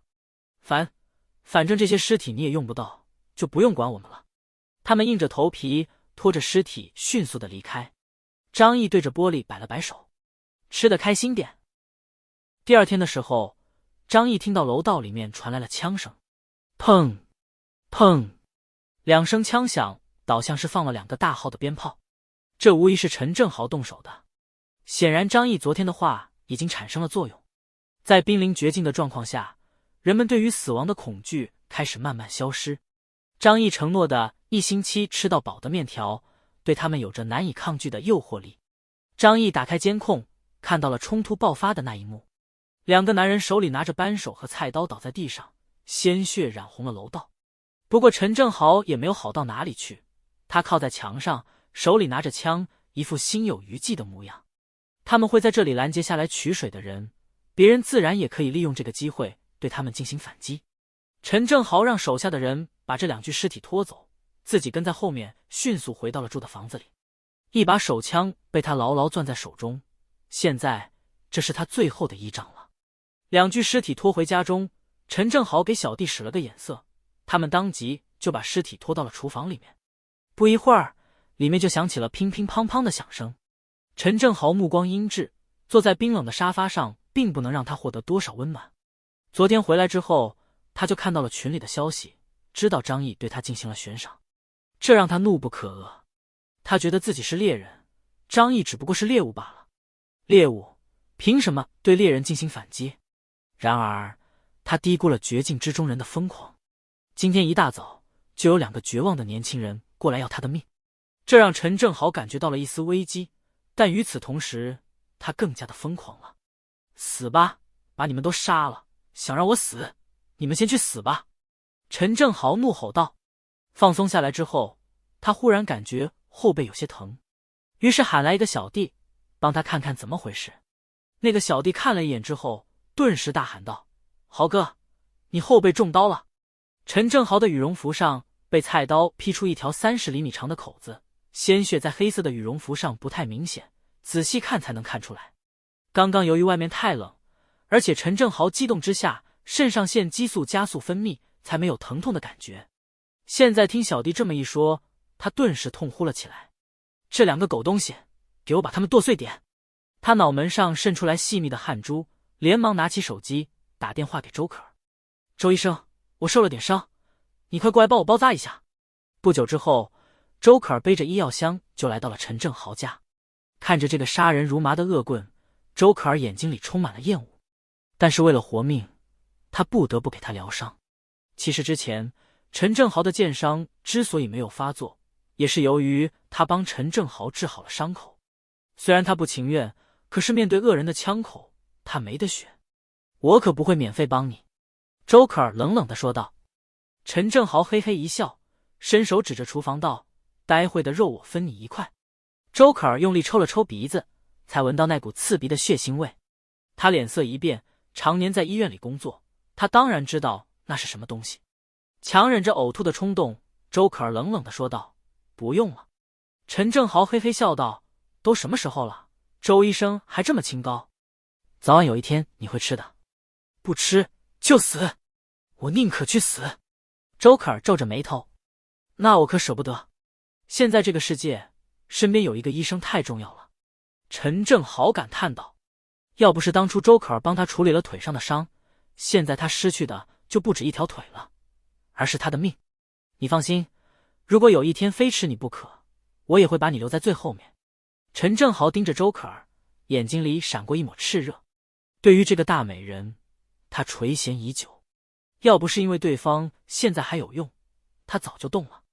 周可儿皱着眉头不再说话，而是帮他处理伤口。不一会儿，伤口就简单的包扎完毕了。周可儿拎起药箱打算离开，谁知道陈正豪给小弟使了个眼色，那个小卡拉米顿时把门给挡住。周可儿心头一惊：“你们想干嘛？”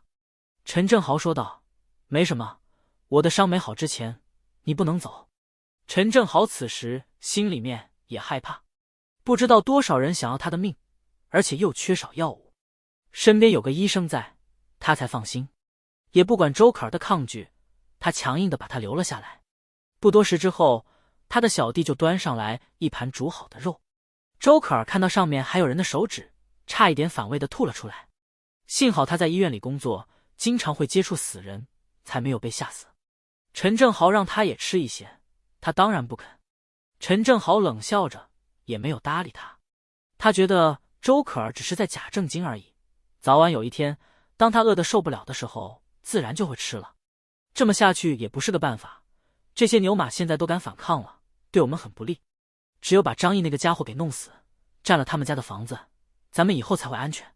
他们家跟个堡垒似的，里面物资也多，起码足够咱们生活几个月的。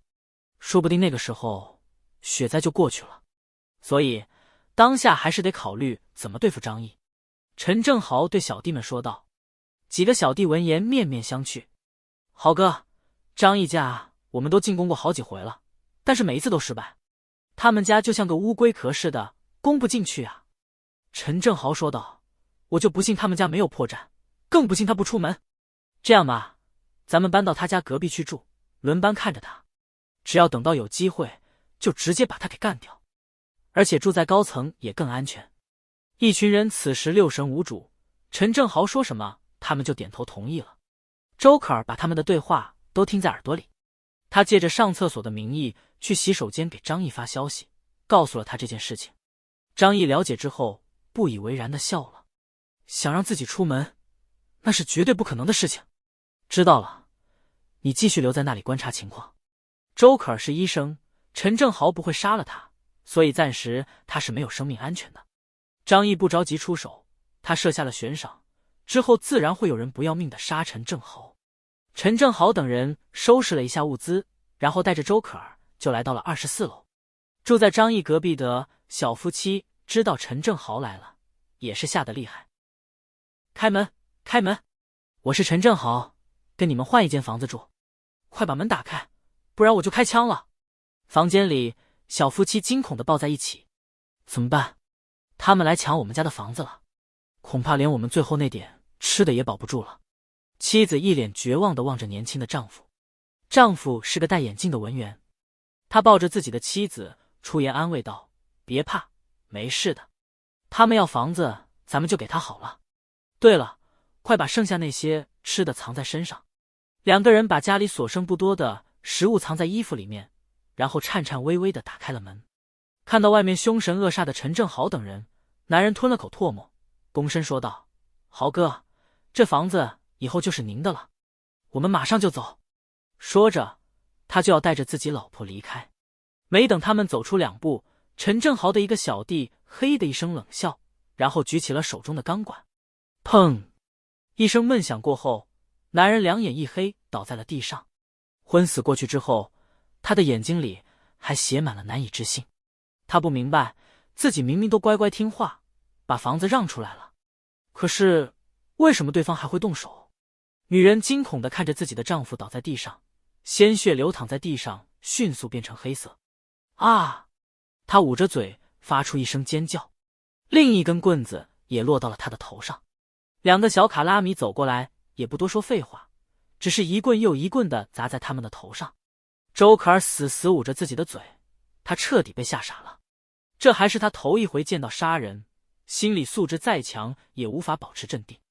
陈正豪只是看了他一眼，冷笑道：“天太冷了，总得储备一点粮食，免得到时候没饭吃啊。”杀的人多了以后，他已经彻底失去了对生命的敬畏。而且有一件事情，陈正豪不愿意承认，那就是被张毅悬赏，又被人袭击之后，他内心也产生了恐惧感。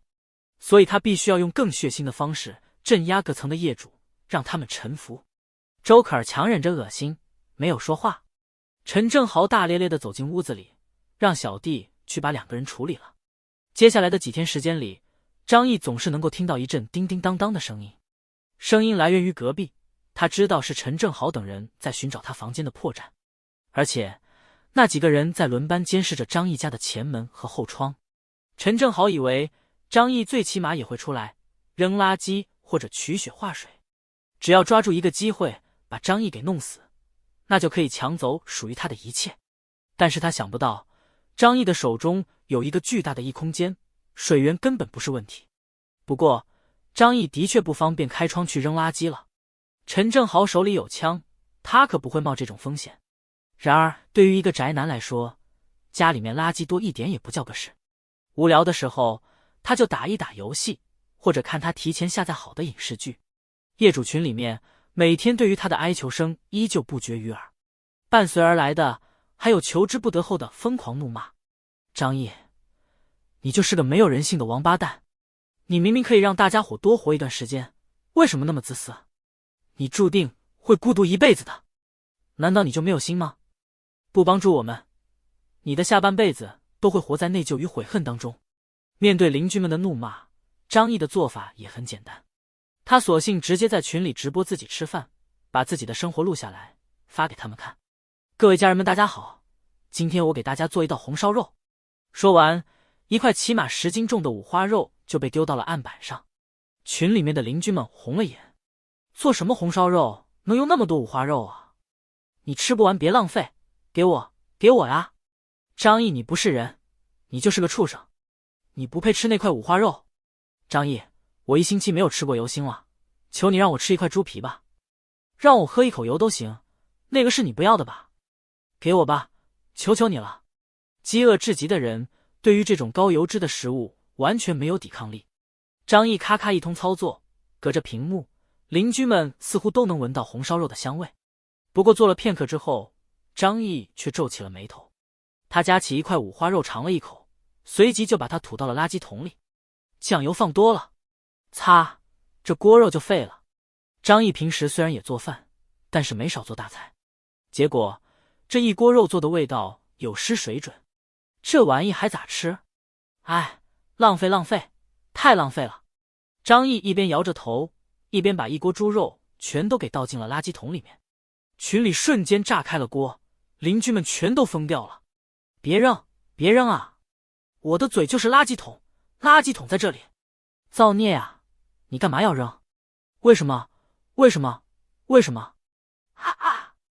你们家的垃圾赶紧扔了吧，我马上就去捡。少爷，老奴来迟了，请问你还需要狗吗？帮你处理垃圾的那种。一些人被张毅的举动气得差点当场被过气去，他们的心都在滴血啊！天寒地冻，家里煤气都停了，根本没办法做饭，想要吃一口热的都成了巨大的奢侈，更别说红烧肉了，他们在梦里都舍不得吃那玩意。而张毅竟然毫不节俭地倒掉了一锅，简直是该死啊！我还是吃点现成的吧。张毅镜头一转，家里干净整洁的桌子上就出现了10几道大菜，温暖的黄色照灯照着桌子，让食物看上去更加的可口了。张毅指着一道道菜，热情地介绍了起来。大家看，今天晚上我的晚餐是油焖大虾、葱烧海参、一品豆腐、糖醋黄河鲤鱼、九转大肠、糟溜鱼片、糖醋里脊、乌鱼蛋汤，还有拔丝山药。老铁们，菜上齐了，咱们开吃。张毅把手机架起来，就像是个美食主播一样，拿起筷子就大快朵颐了起来。群里的邻居们消息都要刷疯了。张毅，分我一口吃的吧，我给你磕头了。张毅，给我家孩子吃一口鱼吧，哪怕是鱼尾巴都行。张毅，你是我的爹，我是你的儿，让我喝口汤就行。各种祈求的声音不绝于耳，还有些人在狂打张毅的电话。张毅鸟都不鸟他们，就美滋滋的在那里吃饭。看着这些邻居们气急败坏的模样，张毅都觉得这顿饭吃得更香了。张毅这种炫富的方式，让整个单元楼的业主心里面都在滴血。现在张毅家里面倒的泔水，对他们来说都是绝世美味，但就这，张毅都不给他们。孙志超等人的家中，由于上次强攻张毅家失败，他们获取抗生素的愿望也落空了。仅仅是过了2天，后遗症就显现出来了。受伤的3个人感觉伤口奇痒无比，绷带的周围血迹开始变得古怪，出现了不正常的黄色。孙志超忍不住把纱布扯开，想要查看一下究竟，结果他就看到伤口已经开始化脓，一股让人想要呕吐的腥臭味扑面袭来，像极了腐烂发臭的动物尸体。不，不要这样，我还不想死啊！孙志超吓得大哭了起来，鼻涕眼泪齐下。周鹏和葛家良看到这一幕，更是亡魂皆没。他们掀开自己伤口处的纱布，祈祷着自己不要感染。很可惜，理想是美好的，现实是残酷的。如果只是擦伤的话，或许还有机会自愈，但是他们所受的都是贯穿伤，满是铁锈的弩箭深深射入他们的肉里。伤势再加上病菌感染，以及无法得到充足的营养药物，让伤口恶化成了必然的事情。几个人发出了惨叫，状若疯狂。房间里，方雨晴瑟瑟发抖，她拿着手机给张毅发消息：张毅哥哥，他们都疯了，晴儿好怕啊，你过来救救晴儿好不好？晴儿过去之后一定听话，你让晴儿干什么，晴儿就干什么。过了一会儿，张毅的回复过来了：晴儿，你这个样子，哥哥也很心痛啊，但是我没办法出门，陈正豪就在我隔壁，要不然你过来吧，不过路上要小心点，别被他们给撞到了。昨天我隔壁的邻居都被他们给杀了，你细皮嫩肉的，可能会被他们盯上。那边的张毅满脸戏谑，面对方雨晴这个白莲花，他的心里面只有一个想法，那就是用尽一切办法折磨他，让他在痛苦与绝望之中死去。果然，听到陈正豪就在张毅隔壁，方雨晴满脸纠结。陈正豪杀了太多人了，他才没有胆量去冒险。张毅哥哥，晴儿害怕呀，你过来接我好不好？你不是有武器吗？张毅心里暗骂一声，臭婊子，真是给你脸了，还让我去接你。我也想这么做的，但是前几天被他们吓到了，有点不舒服。先这么说吧，我有点困了，拜拜。方雨晴听着门外的惨叫，脸色煞白，可他再给张毅发消息过去的时候，张毅已经不鸟他了。接下来的几天时间里，张毅的生活依旧是富足而清闲。现在用不着上班了，想什么时候睡就什么时候睡，想什么时候起就什么时候起，没有必要为了生活奔波，更不用看谁的脸色。哪个人要是敢惹他不高兴了，直接就骂回去，这日子过得爽翻天。隔壁的陈正豪每天琢磨着怎么弄死他，抢走他的房子，可是一连几日都没看到张毅出来。只要张毅不出来，他就没有一点机会对付张毅。反倒是他自己，由于被张毅给悬赏了，天天提心吊胆的。他甚至连自己身边的小弟都不敢信任了，睡觉的时候手里面都握着枪。很快，他的神经就开始衰弱。陈正豪苦思冥想之后，终于想明白接下来应该怎么做了。张毅通过监控一直监视着整栋楼的情况，任何人出现在楼道都会被他看到。这几天，他发现陈正豪似乎在谋划着些什么，陆续的开始有人进入陈正豪的家中。这些人都是年轻力壮的年轻人，而且都是单身独居。有些人是自愿过来的，有些人则是被陈正豪用枪压着，逼着他们过来的。慢慢的，陈正豪手底下的队伍扩建到了10个，比之前还要多。张毅明白过来，他是害怕了，所以想办法拉拢了一批人过来，这样才能避免自己被人杀死，来找我领取悬赏。不过在张毅看来，这种做法不过是饮鸩止渴罢了。楼里面的住户被张毅杀了40多个，现在剩下的人口差不多在70人上下。按照前世的预料，绝大多数家庭的物资基本上见底了，那么接下来的口粮就是人了。陈正豪拉拢了一批小弟，很快就要开启对其他人的屠杀。然而，这也就意味着陈正豪需要提供10个人的口粮。这么一来，就算是自相残杀，也绝对无法维持太久。何况现在大家都是个怀鬼胎，陈正豪这个瘸子靠着一把枪勉强维持自己的权利，但是他那把枪怕是也没有几粒子弹了。张毅给周可儿发消息，询问他陈正豪那里的情况。周可儿那边过了很久之后才给张毅回复消息，陈正豪他们已经疯了，现在所有食物都吃完了，他们已经开始吃人。我2天没吃一点东西，感觉自己快饿死了。这一点张毅并不意外，如果有一天他快要饿死了，只有吃人才能活下去，大概他也会选择宁死也不去吃。当然了，现在张毅天天吃好喝好，自然会有这种想法。万一哪天也到了食物匮乏的绝境，他也不知道自己会做出什么事情来。周可儿继续对张毅说道，这几天他们天天出去找人，只要找到有人的房子就攻进去，然后把人给杀了。大家都没有物资了，说来可笑，当初被你杀死的几10个人，倒是让不少人又多活了些日子。不过他们也遭到了抵抗，还活着的人都已经抱团了，他们也有死伤。过了许久之后，周可儿又发过来一句，张毅，你还能救我吗？张毅看到这句话，感受到了这个高冷女医生的卑微。他对张毅似乎是不抱太大希望了，毕竟现在这样的时候，人人都朝不保夕，哪有能力照顾别人的死活？张毅思考了许久，最终做出了决定。周可儿，这个女人她留着还有用，不能让她就这么死了。3甲医院的主刀医生可不好找，而且还是这种知根知底的。你帮我办一件事，事成之后，我可以让你活下去。张毅可以接纳周可儿，但是他必须要递上一份投名状。张毅的要求很简单，有作用，无威胁，关键是不能圣母。前面2点张毅有把握，但是他想知道周可儿在关键时候能不能下狠心。周鹏扯掉方雨晴的衣服，不顾房间里的温度在零下60多度，就想要做深入的交流。方雨晴已经无力反抗了，双眼失神地躺在那里。可是周鹏脱掉裤子，才发现一个残酷的事实，他根本没办法抬头。开玩笑，零下6、70度的超低温不说，他的体能也差到了极点。给他机会，他也不中用啊！起来，你给我起来啊！周鹏着急地用了很多办法，可是都没有效果，那里似乎已经失去了知觉。方雨晴见状，冷笑着嘲讽了一句：“你可真没用！”啊！房间里回荡着周鹏绝望的怒吼声，像极了一条被打了荔枝的泰迪。周可儿在经过一夜的深思之后，最终给了张毅肯定的答复。他知道这是张毅对他的考验，虽然非常危险，但是不这么做的话，用不了多久，他肯定也会死在陈正豪等人的手里。他必须要拼一次。这天晚上，陈正豪等人坐在客厅里面，然后让一个小弟去厨房做饭。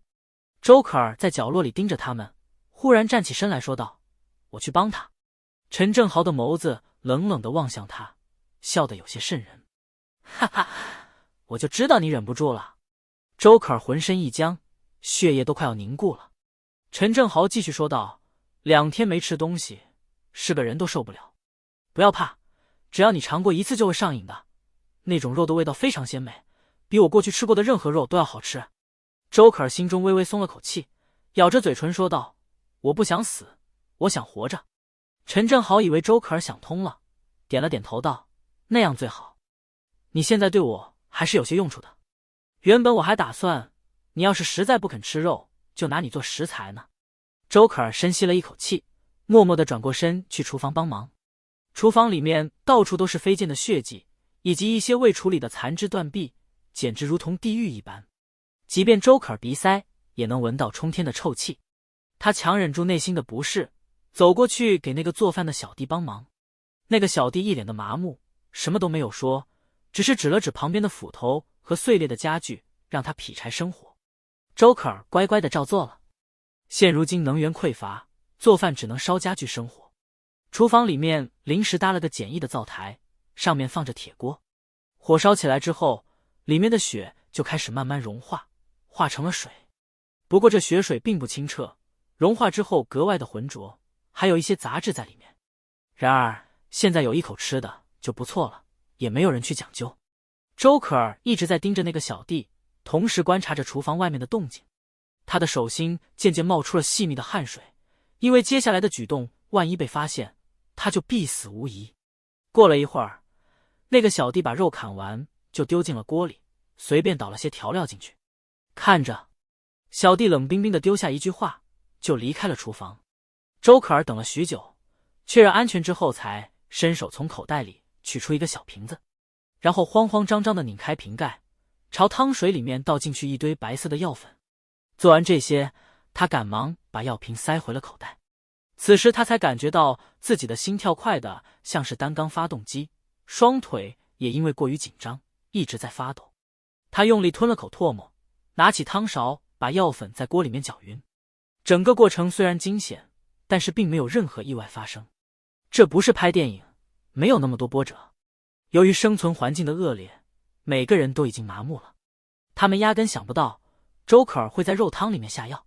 中午吃饭的时候，周可儿把一大锅肉汤端上桌，他们立刻红着眼睛，急不可耐地过来捞肉吃。周可儿为了骗取他们的信任，也盛了一碗汤，默默地回到屋里。也没有人管他，大家现在只想自己吃口热的。热的食物就等于是生命，多吃一口就多一分存活下去的希望。周可儿回到房间之后，手里端着肉汤坐在床上，然后他开始默默地等待。他在锅里下的是安眠药，足足大半瓶。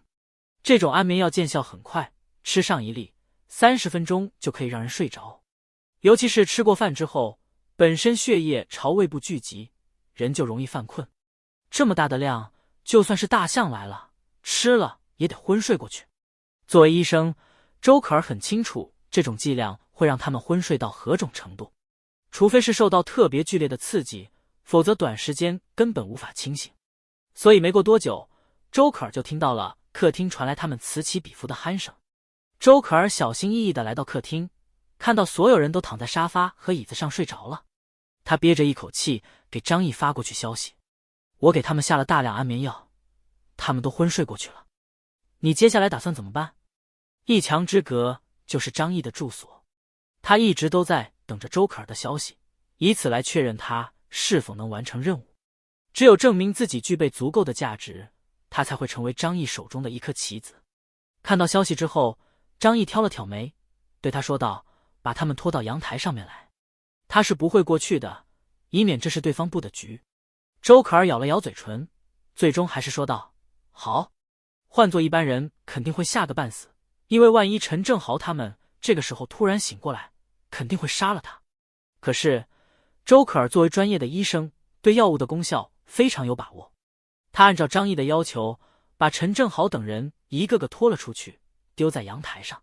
即便外面寒风凛冽，他们短时间内依旧不会醒来。陷入深度昏迷的人就是这样，反而因为天气的寒冷，身体会自动选择降低体温，以休眠的方式延长生命。周可儿所做的这一切，张毅站在窗前看得一清二楚。陈正豪手下有多少人，张毅很清楚，通过监控，没有什么能逃过他的目光。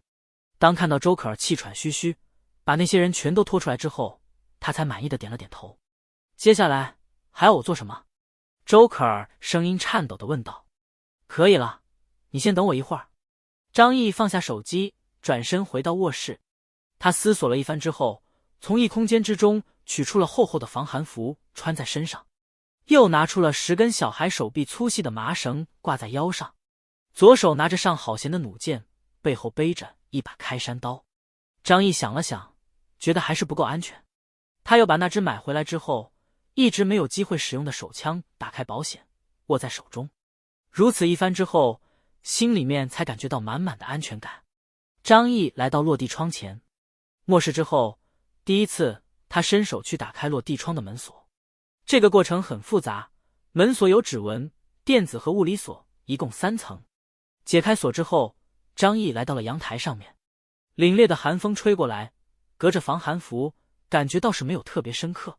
张毅都不禁感叹，专业级别的防寒服就是牛。周可儿在窗户边上抱着膀子，瑟瑟发抖地看着他。你要杀了他们吗？张毅嘴角一歪，举起了手中的枪，对准地上的恶棍们，隐隐也对准了周可儿。他顺手把那些绳索扔到周可儿脚下。不是我，是你。张毅站在阳台上，身体却靠在窗边，只要情况不对，他随时都可以回到房间里。陈正豪和他的小弟都在隔壁的阳台上，一副晕死过去的模样。但是张毅无法确定他们真的昏死了，万一这是他们联合周可儿布的局，引诱自己上钩呢？有可能他这边一过去，那边的人就爬起来把他给干掉了。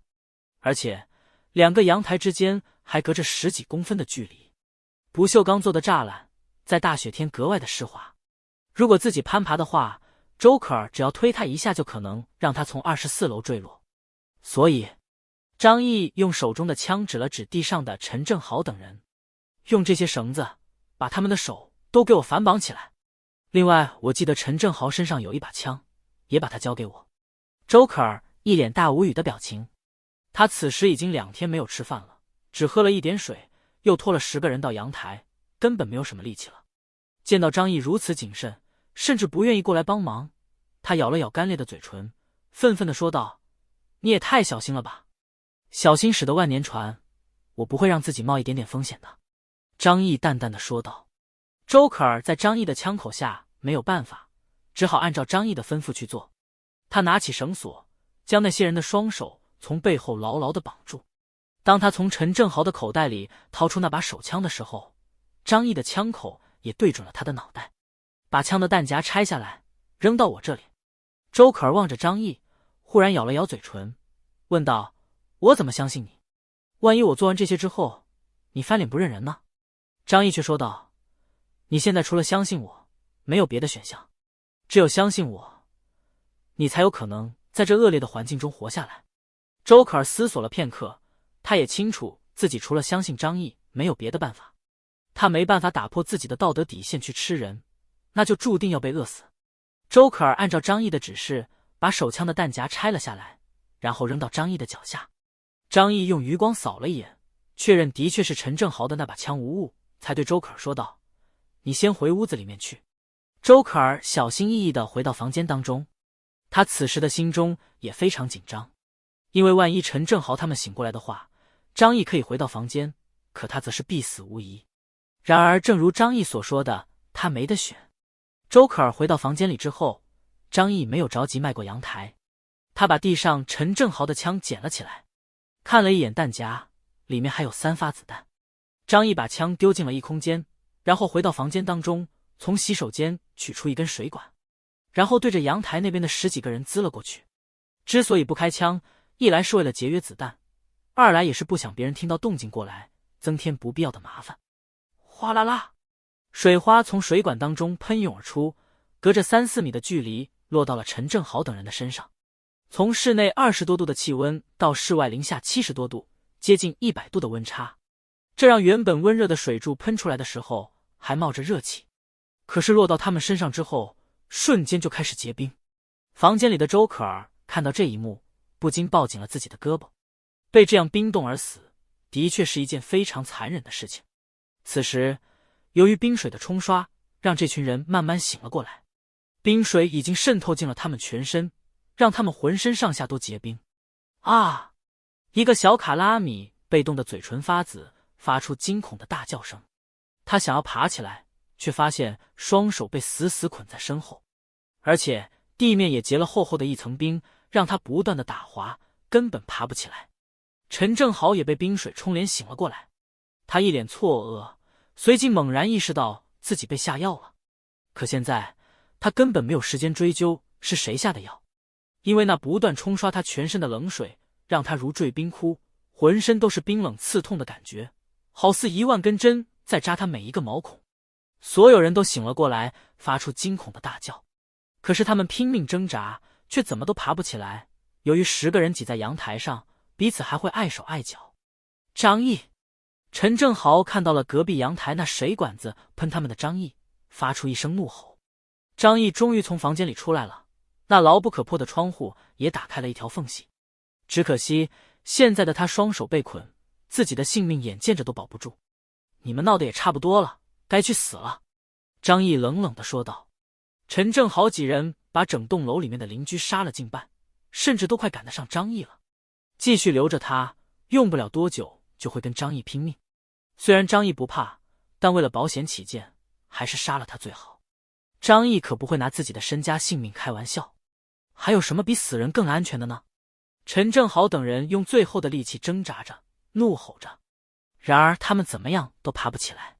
冷冷的冰水浇在他们的脸上，灌进他们的嘴里、衣领里，他们的衣服湿透了，化成了坚硬的冰块。2分钟之后，他们躺在地上，再也发不出声音，只是浑身发青发紫的在抽搐。3分钟之后，他们连动都动不了了，因为已经成了10个大冰块。5分钟之后，这一坨冰块变得更加巨大，连在一起变成一块坚冰。张毅为了节省水源，就没有继续喷水。冻成这样，没有现代医疗手段，不可能再活得下去了。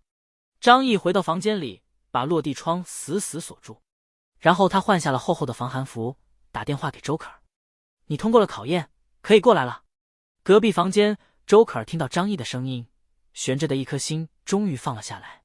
他颤抖地说道：“好，我马上就过去。”他拿上自己的医药箱，逃也似的打开门，离开了这个地狱一般的房间。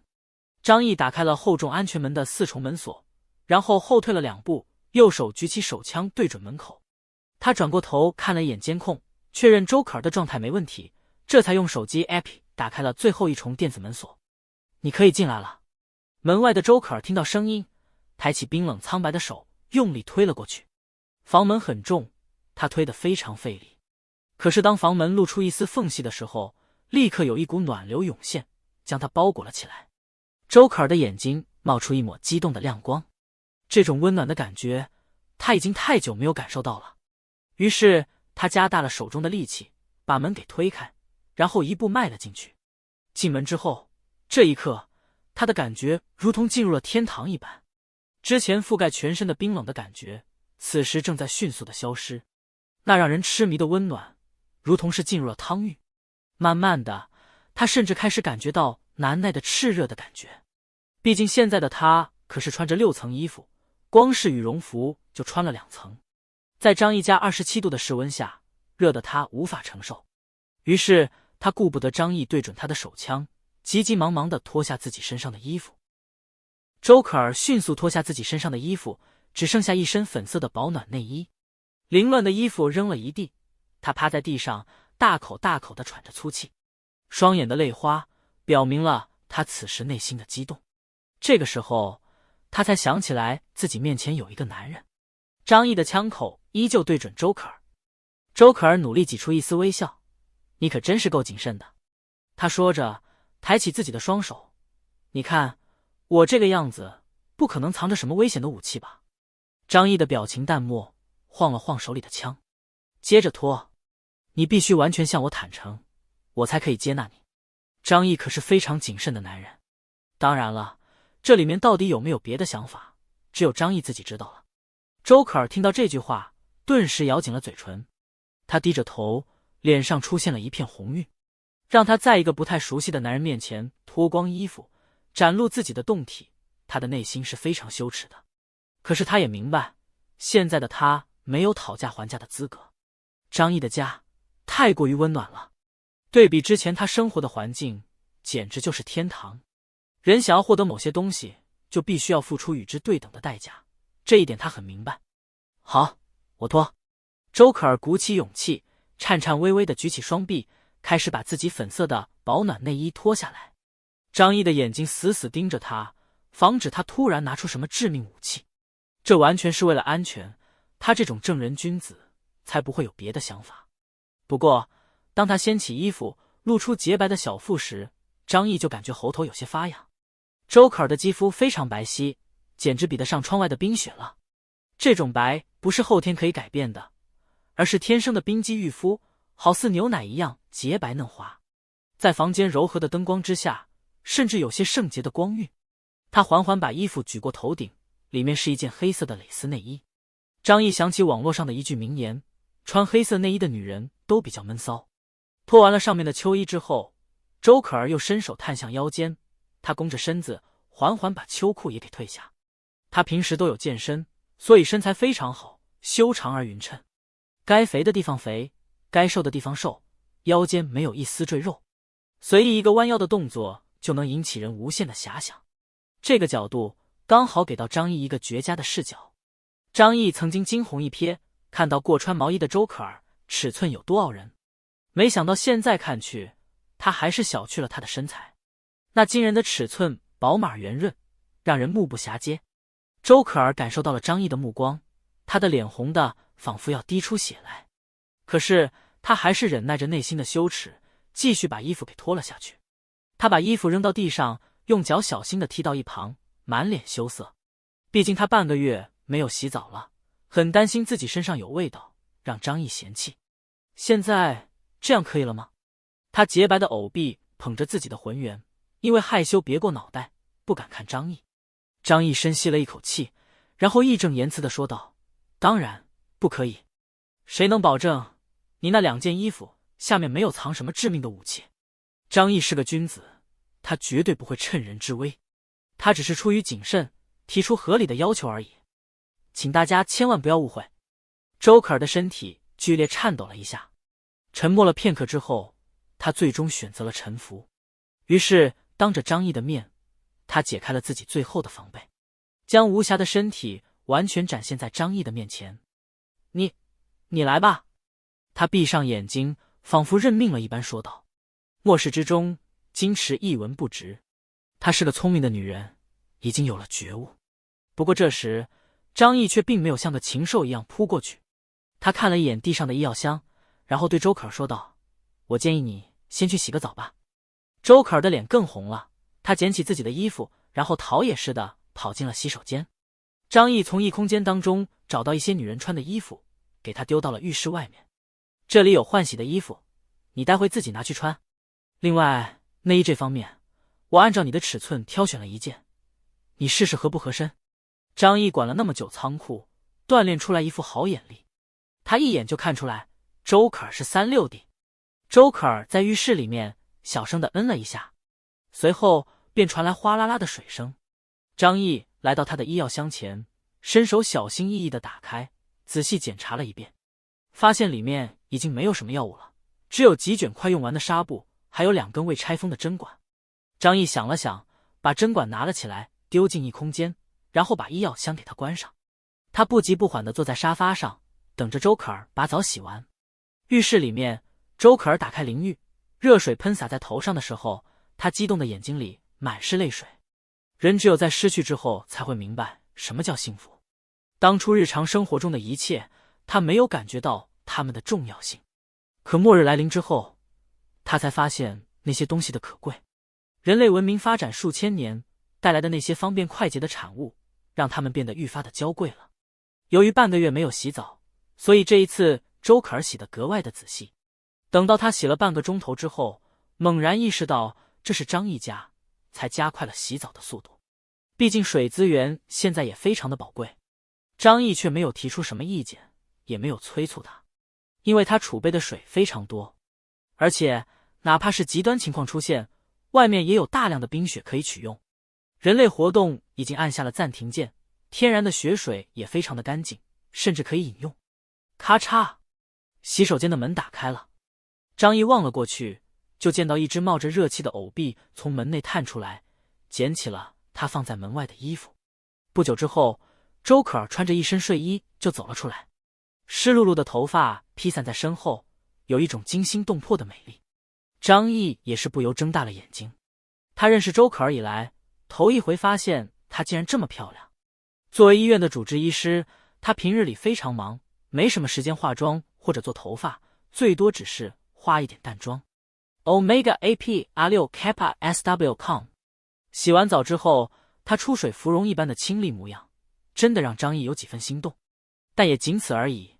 张毅的警惕心一直存在，他所相信的只有自己。周可儿看到张毅对自己依然有警惕之心，心中不禁暗道：怪不得可以在末世之中这么潇洒的活着。坐吧。张毅指了指旁边的沙发，手中的枪不知道什么时候已经拿了起来。周可儿听话地坐在张毅2米开外的沙发上，双手并拢放在膝盖上，像是一个乖宝宝。听着，我让你住进来是因为你对我而言有些价值，但是你必须时刻记住，这里是我的家，你能够住进来是我对你的恩赐，所以你必须要服从我所有的命令，否则的话，我会将你驱赶出去。如果你对我有任何不轨的举动，一旦被我发现，我会毫不留情地杀掉你。周可儿听着张毅冷漠的话语，心里面不禁吐槽道：真冷血。虽然他知道张毅有这么说的理由，但如果张毅能说得更温和一些，他多少会有点感动的。他却不知道张毅不是没有温柔过，可是他的温柔最后全都为了狗。张毅又伸手指向一个房间，他们家是3室1厅的构造，除了张毅住的主卧之外，还有2个次卧。你住在那间房子里，不过事先说好，整栋房子里每个角落都有监控，所以你时刻要在我的监控之下，没有任何隐私可言。房门也是防盗门，材料只比大门轻薄一些，可也不是人力能够打开的。要是在我手里，只有在我允许的时间段才能让你出来。如果你有任何异议的话，张毅指了指大门，现在就可以离开。周可儿哪里会离开？即便张毅提出的条件再苛刻，可这栋房子相对外界残酷的环境就是一个天堂。他点了点头，好，我会听你的。周可儿顺从的态度让张毅非常的满意，不愧是聪明的女人，交流起来就是方便。如果换作方雨晴和林采宁那种小仙女的，恐怕还会哭闹一番。活该他们死在这末世之中。张毅收起了枪，又调整了一下另一把枪的位置。他望着周可儿，语气变得稍微温和了一些。你很聪明，这样我们大家以后相处起来都方便。你应该明白，外面是怎样的炼狱，除了依附我，你没有别的活路。所以现在，我要告诉你一个秘密，你仔细听好。周可儿惊讶地睁大了眼睛。秘密？你愿意告诉我？他觉得像张毅这么谨慎的人，能轻易告诉他的秘密，绝对没那么简单。张毅说道：告诉你这个秘密，是为了保证你对我的忠诚。不过如果你泄密的话，我也不是很害怕，毕竟这个世界大家自保都难，我也不怕谁能对我造成威胁。他耸了耸肩，之前想杀我的人都被我干掉了，你也不是没有看到。周可儿点了点头，认真地望着张毅，想听听他要说的是什么秘密。张毅不紧不慢地说道：造成这次雪灾的原因，我相信你在网上也看到了，是由于超新星的爆炸导致的伽马射线爆发。这种射线对人体会造成一定影响，有可能导致人体变异。所以我拥有了一种超能力，就是获得一个独立的异空间。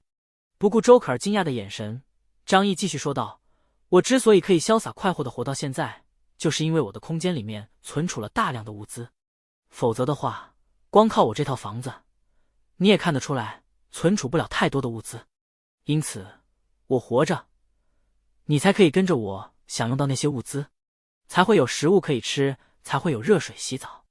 我如果死了，这栋房子很快就会变得与其他房子没有差别，你还是会饿死。张毅对周可儿并没有完全信任，哪怕他知道他是个善良的人，他只相信利益，而不相信人性，因为人性是可以被扭曲的，甚至不需要太大的力气。只有告诉周可儿，我活着，你才能活，周可儿才会彻底成为他的利益共同体。为了让周可儿信任，张毅当场从异空间当中取出一块长长的夹心面包，扔给了周可儿。看到张毅变戏法一样，空手取出了一块面包，周可儿惊讶的目光当中终于出现了一抹信任。超能力，这种东西真的存在。望着手中的面包，他吞了一口唾沫，没有赶下嘴，而是等着张毅的命令。这么大一块面包放在外面，足够让2家子人拼命，更别说他已经2天没吃东西了。张毅淡淡的说道：吃吧，那就是给你的。周可儿再也忍不住了，啊呜一口就咬了下去。张毅看到他吃的匆忙，怕他噎着，就倒了一杯水递给他。周可儿大口大口的吃着面包，这种过去他很嫌弃的快餐食物，现在吃起来他都感动到热泪盈眶。天哪，为什么一块面包都能那么好吃？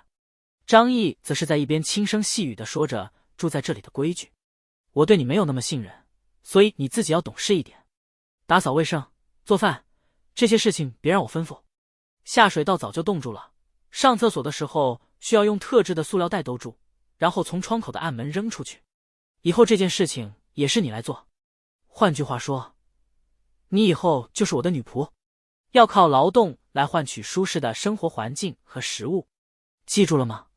张毅的家里面不可能养闲人。周可儿狼吞虎咽地吃完了东西，连连点头，我明白。主人，他羞涩地喊道。张毅眉头一挑，这个小妮子倒是挺会来事的啊，怪不得年纪轻轻就能当上主治大夫。看到他吃饱喝足，张毅的嘴角露出一抹微笑。他拖着自己的下巴，目光落在他雪白的脖颈上。知不知道为什么整栋楼那么多人，你和我不是最熟悉的，可我偏偏选中了你吗？周可儿抿了抿嘴唇，因为我是医生。你什么都不缺，但不能保证自己不会生病受伤。张毅微微点了点头。这是其一，虽然我的身体很健康，但是人总是要防患于未然。他从茶几下面拿出喝剩下的半瓶红酒，又变戏法似的取出2个高脚杯，倒了2杯红酒，一杯推到周可儿跟前。那么第二点，你知道是因为什么吗？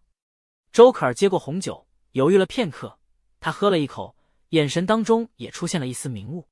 这个世界上从来没有白吃的面包，因为我是一个女人，而且还是一个很漂亮的女人。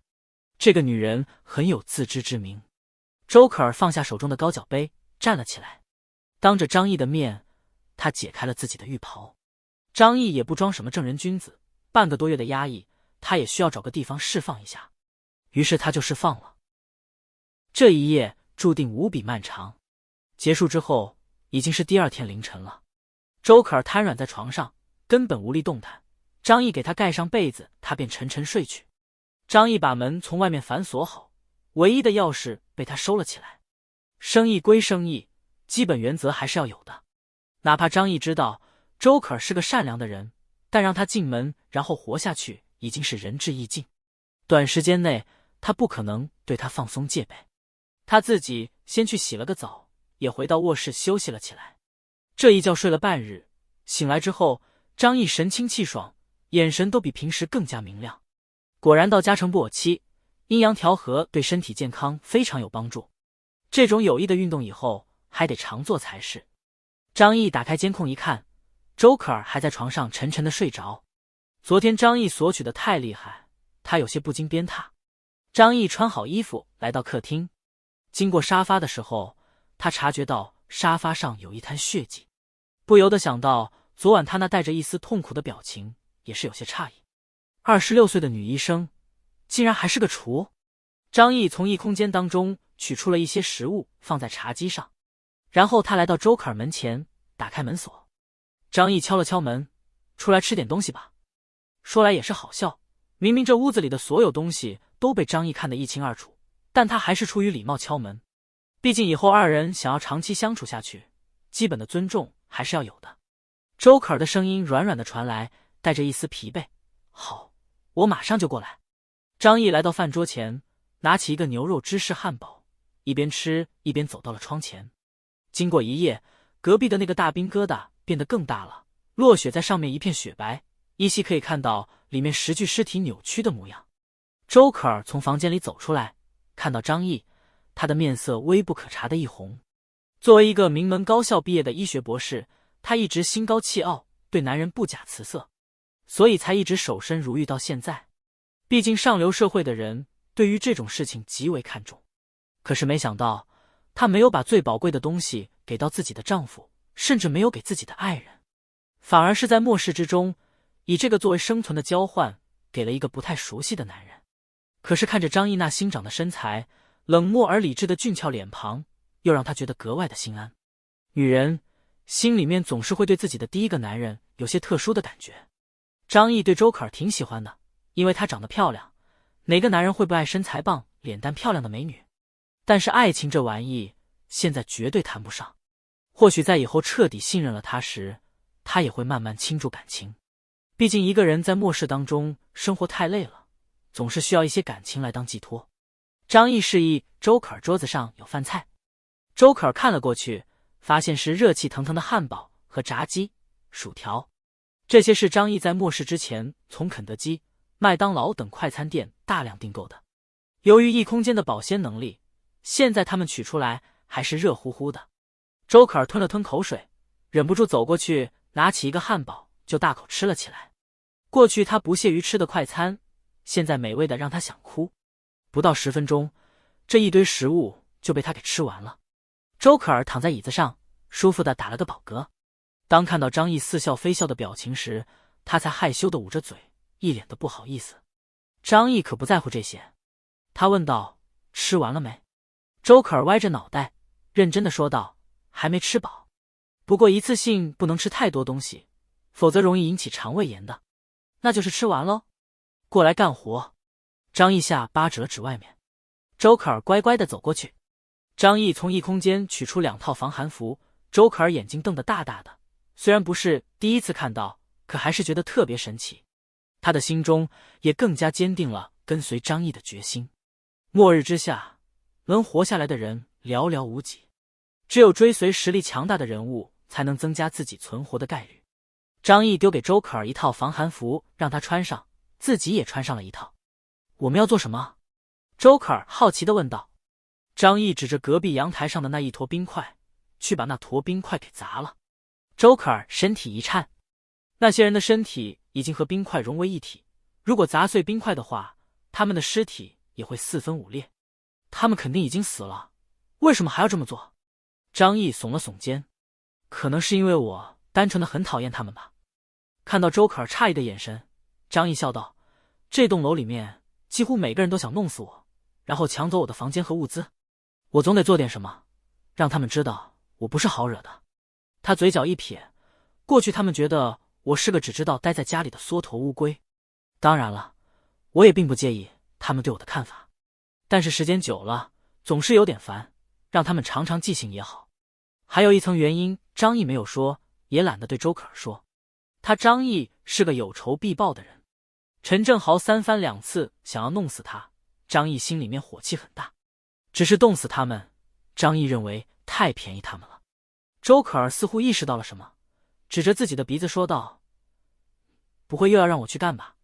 他简直无语死了，似乎从头到尾坑死陈正豪等人都是他一个人在出力。现在陈正豪他们都死了，张毅还那么怂。张毅正色道：“这叫稳健。废话，我万一过去了，你把窗户一关我怎么办？”虽然张毅的物资都在空间里面，也不担心饿死，可是过惯了舒坦日子，谁想找罪受？周可儿翻了个白眼，他简直是哭笑不得，心里暗暗吐槽：怎么会有这么稳健的人啊？他又不是个傻子，怎么会做这种损人不利己的事情？张毅不管那些，冲他做出请的手势，然后递给他一根棒球棍。周可儿注意到，张毅递给他棒球棍的时候，身体明显处于防御状态。他气得要死，对张毅的过于稳健表示无语，但他嘴上不乐意，身体还是很诚实的接过棒球棍，然后翻过栅栏来到了隔壁的阳台。张毅则是拿出自己的手机，开始了录像。周可儿举起手中的棒球棍，望着面前这个10具尸体盘成的大冰疙瘩，咬了咬牙，却果断的用力砸了下去。毕竟是学过医的女人，对于尸体的抵触并没有那么厉害。咔嚓一声，冰疙瘩应声碎裂开来。周可儿的手反震的生疼，她哎呀一声丢掉手中的棒球棍。周可儿微微蹙眉，揉着自己的手掌，好硬啊！没等张毅说话，他走进屋子，回来的时候手中已经出现一个大铁锤。还是这个好用，他目光坚定地说道。张毅沉默了片刻，他觉得自己似乎低估眼前的女人了。周可儿举起锤子，狠狠地砸了下去。由于尸体上面覆盖的冰层并不是太厚，所以很快就应声碎裂，伴随而来的则是里面的尸体断裂开来。张毅拿着手机，全程把录像拍摄了下来。周可儿第一锤砸下去之后，后面胆子越来越大，也不再有恐惧的感觉。随着一阵咔嚓咔嚓的响声之后，那一坨冰块已然4分5裂，里面包裹着的尸体同样如此，脆一些的手臂和胳膊非常干净利落地断成2截，主干的部分还有点韧性，只是被砸碎了一部分血肉，破碎开来的地方已经不像是血肉了，而像是一堆红白相间的橡皮泥，完全被冻结实了。周可儿完成了张毅的要求之后，才爬了回来。你录这个有什么用啊？周可儿一边脱着衣服，一边好奇地问道。张毅嘴角微微勾起，坏笑着把他发送到了业主群里面。周可儿恍然大悟，你是要在业主群里面立威，让他们以后不敢过来骚扰你？张毅淡淡一笑，不光如此，我要取代陈正豪在他们心里的位置。邻居们畏惧陈正豪远胜于他，因为陈正豪手里有枪，而且会冲上门杀掉他们，抢走他们的物资。可即便张毅杀了再多的人，给人的印象依旧是猥琐在家里靠偷袭杀人的家伙。张毅要掌握主动权，为之后走出家门做准备，保不齐会有出去的那一天。周可儿点了点头，对张毅的做法表示支持。2个人身上穿着内衣，坐在沙发上。周可儿乖巧地靠在张毅旁边，2条修长圆润的大白腿并拢着放在他的腿旁，他的脑袋也放在张毅旁边，一起看着业主群里面的反应。看2人的样子，像极了一对热恋当中的情人。周可儿对张毅的感情来源于依赖，是女人天性中的慕强。不过对张毅而言，现在的他还是工具人的属性多一点。至于感情什么的，以后再说了，万一有了的话，他也不介意。但是有感情也不会太多。最近网络似乎变得差了一些，张毅上传了1分钟，这段视频才完全传了上去。看样子，由于大雪的缘故，周围的基站也受到了影响。不过，华国作为世界著名的基建狂魔，在通信这方面是世界顶级的水准，所以还没有到无法通信的阶段，只是远距离的通信可能受到的干扰比较大。邻居们看到了视频，都好奇地点开来。当他们看到陈正豪等人死得那么惨的时候，不知道多少人疯狂地大笑了起来，笑中带泪。陈正豪，这个魔鬼终于死了！小翠，你可以瞑目了啊！他终于死了，我们可以出门了。狗日的东西，死得好啊！哈哈，哈哈，哈哈，邻居们对陈正豪可谓是恨之入骨。如果不是陈正豪带头掀起了腥风血雨，这栋楼里面许多人压根不会死。他们的亲人、朋友和爱人都被陈正豪带人残忍地杀死，甚至吃进了肚子。这种仇恨简直无法用语言来表达。张毅对着群里发布了一条消息：陈正豪已经死了，是我张毅干的。旁边的周可儿有些幽怨地瞥了他一眼，心说：这不是我干的吗？张毅继续说道：从今以后，这栋楼就归我管了。邻居们这才想起来，视频是张毅发布出来的，而且视频当中还有周可儿的身影。张毅，陈正豪是你杀的，你可真厉害！谢谢你帮我们除掉了一个该死的恶魔。张毅，你们家还有吃的吗？我快饿死了，我儿子已经死了，我女儿也死了，可是我想活着。张毅，你家里一定有吃的吗？给我一点吧，你让我做什么都行。邻居们看到张毅现身，立刻七嘴八舌地恳求了起来。张毅，这2个字在他们眼里等同于大量的物资，是食物的代名词。张毅有些无语，看他们的样子，似乎对自己并没有多少畏惧。他对旁边的周可儿说道：我杀了陈正豪，可他们为什么不怕我？周可儿毫不迟疑地说道：因为比起陈正豪那个疯子，你是个好人。张毅哭笑不得地指了指自己：我是个好人？你可别给我戴高帽子。周可儿却很认真地说道：在我看来，你就是一个好人，因为你从来没有主动杀过人。至于陈正豪，他是自己该死。张毅笑而不语，他不觉得自己是个好人，但起码他觉得自己现在还不是坏人，那是因为他还没被逼到绝境，因此才可以保留人性的基本道德底线。就在这个时候，有人发了一段语音：张毅，周可儿是不是住进你们家了？你凭什么只让周可儿住进你们家？我呢？为什么不让我进去？他察觉到了盲点，那就是视频中的周可儿在帮助张毅，所以很可能2人在一起了。不少人都红了眼睛。他们做梦都想进入张毅家啊。据说里面有壁炉，是个20-30度的温室，里面舒适宜人，物资堆满了整个房间，吃上10年都吃不完。过去他们尝试过强攻，但最后都失败了。可周可儿的事情让他们产生了一丝的希望。张毅，周可儿能做的事情我也能做，而且我的技术绝对比他好。你让我也进家门吧。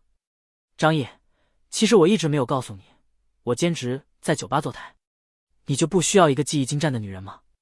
张毅，虽然我是一个男人，但是为了你我也可以。